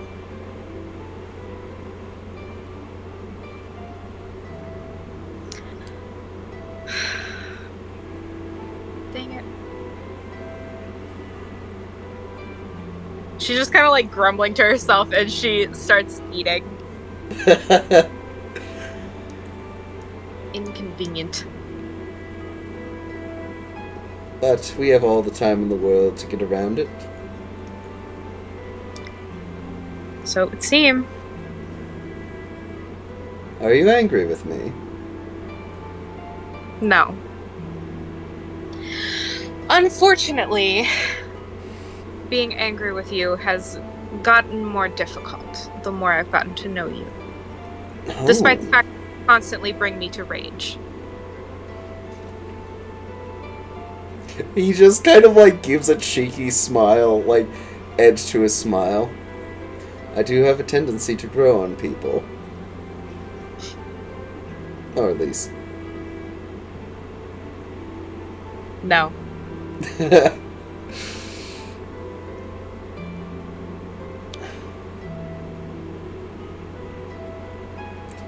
I hope you understand at least that what I'm doing here is for the greater good. I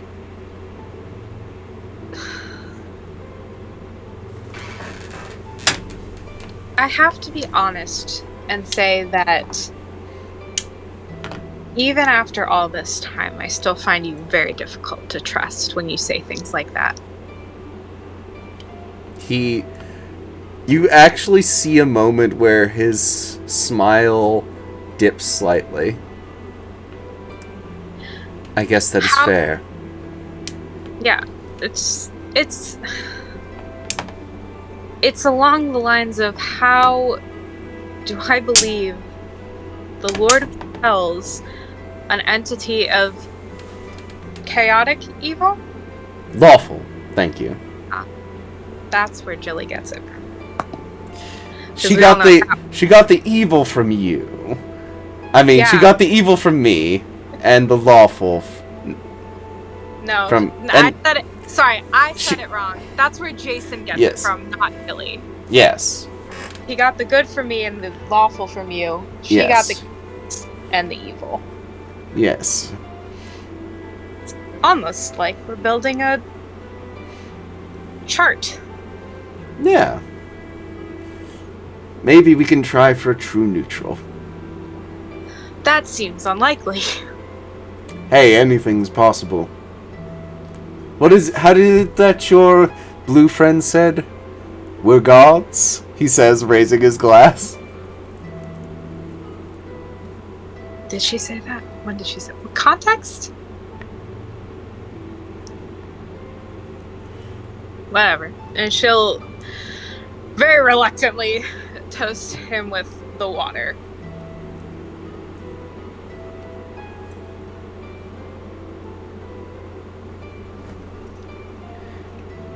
So, we will say that you go through most of the meal. It is lovely. There's candlelight as the sun sets and all that great jazz. The warm, romantic glow of the burning mansion down below. Ah, firelight. Exactly.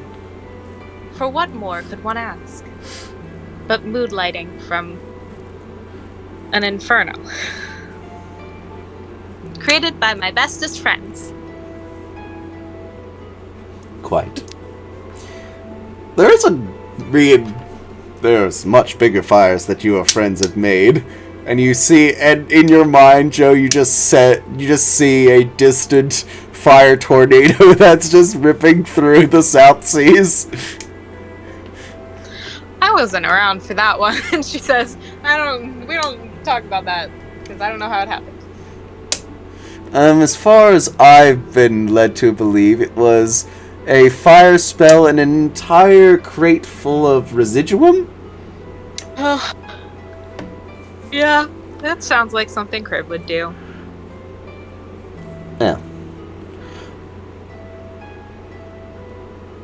Now that dinner's done, shall we enjoy the other aspects of our night? You want to go dancing? I could go dancing. He says, offering his hand to you. Okay, let's go dancing. That's a healthier interaction. So, here's where we will cut back to the rest of the group for the final scene. As... Not quite. So as you are just watching Jaren Cleef's mansion slowly burn down, there's a brief moment where you swear you see two people hand in hand dancing in the middle of the flames as the mansion burns down around them. I think we can put two and two together. And that's where we'll call it a night. Cute. You know, I hate and love how sincere that date was. I'm in threatened it. physical pain on so many. I want to throw up. That's just the morning sickness. Don't worry about it. Oh no. Oh no. Oh dear. Don't worry, you got plenty of time. I'm so pink. My face is so red. You broke her, Josh. Mm-hmm. Look what you did to me. She'll be saying that later too. Oh my You goodness. know, I know the name of this episode now. Through the fire and the flames. We'll do No. something. We'll do something different to What put a- this think of copyright. What about the devil to pay? Oh, okay. Maybe. That's a good one. We'll workshop it. Yeah. But If you do anyway. that one, then you gotta draw Joe dancing with him. Ooh, yes, That's queen. gonna be the Yes. You gotta draw Joe dancing with her baby daddy. I do feel the need to mention, because I just noticed it again, that for that entire date, I have been wearing a water bottle barcode sticker on my forehead. You have, yeah. So that's Yes, for we've the noticed. can't see. I noticed. I didn't want to say anything. I just Same. assumed it was you being you. Yeah. And I got used to it. It is. That's exactly why it's there. I just think it was a really funny timing for me to decide to be insane. Mm. Anyways, you can find us on social media We're DnDream everywhere. at DnDream DnDream Roleplay. Roleplay. At DnDream Roleplay everywhere. I've been your host, and thank you so much for watching, and I'm so sorry. No, you're not. I'm not. You're right, Yeah. we're not. Like they said, Oh, it's down in 100% the not. link tree below to find the DnDream roleplay everywhere. I'm going to rate out to the Popoto artist, who is drawing what looks like maybe WoW and Final Fantasy XIV players. So if you want to watch some art on my side, go ahead and stick around for that. Have a good night, everybody. Art. We'll see you later. Bye. Bye. Thanks for joining. Thank you. I'm so Bye. sweaty. Through the fire, the flame.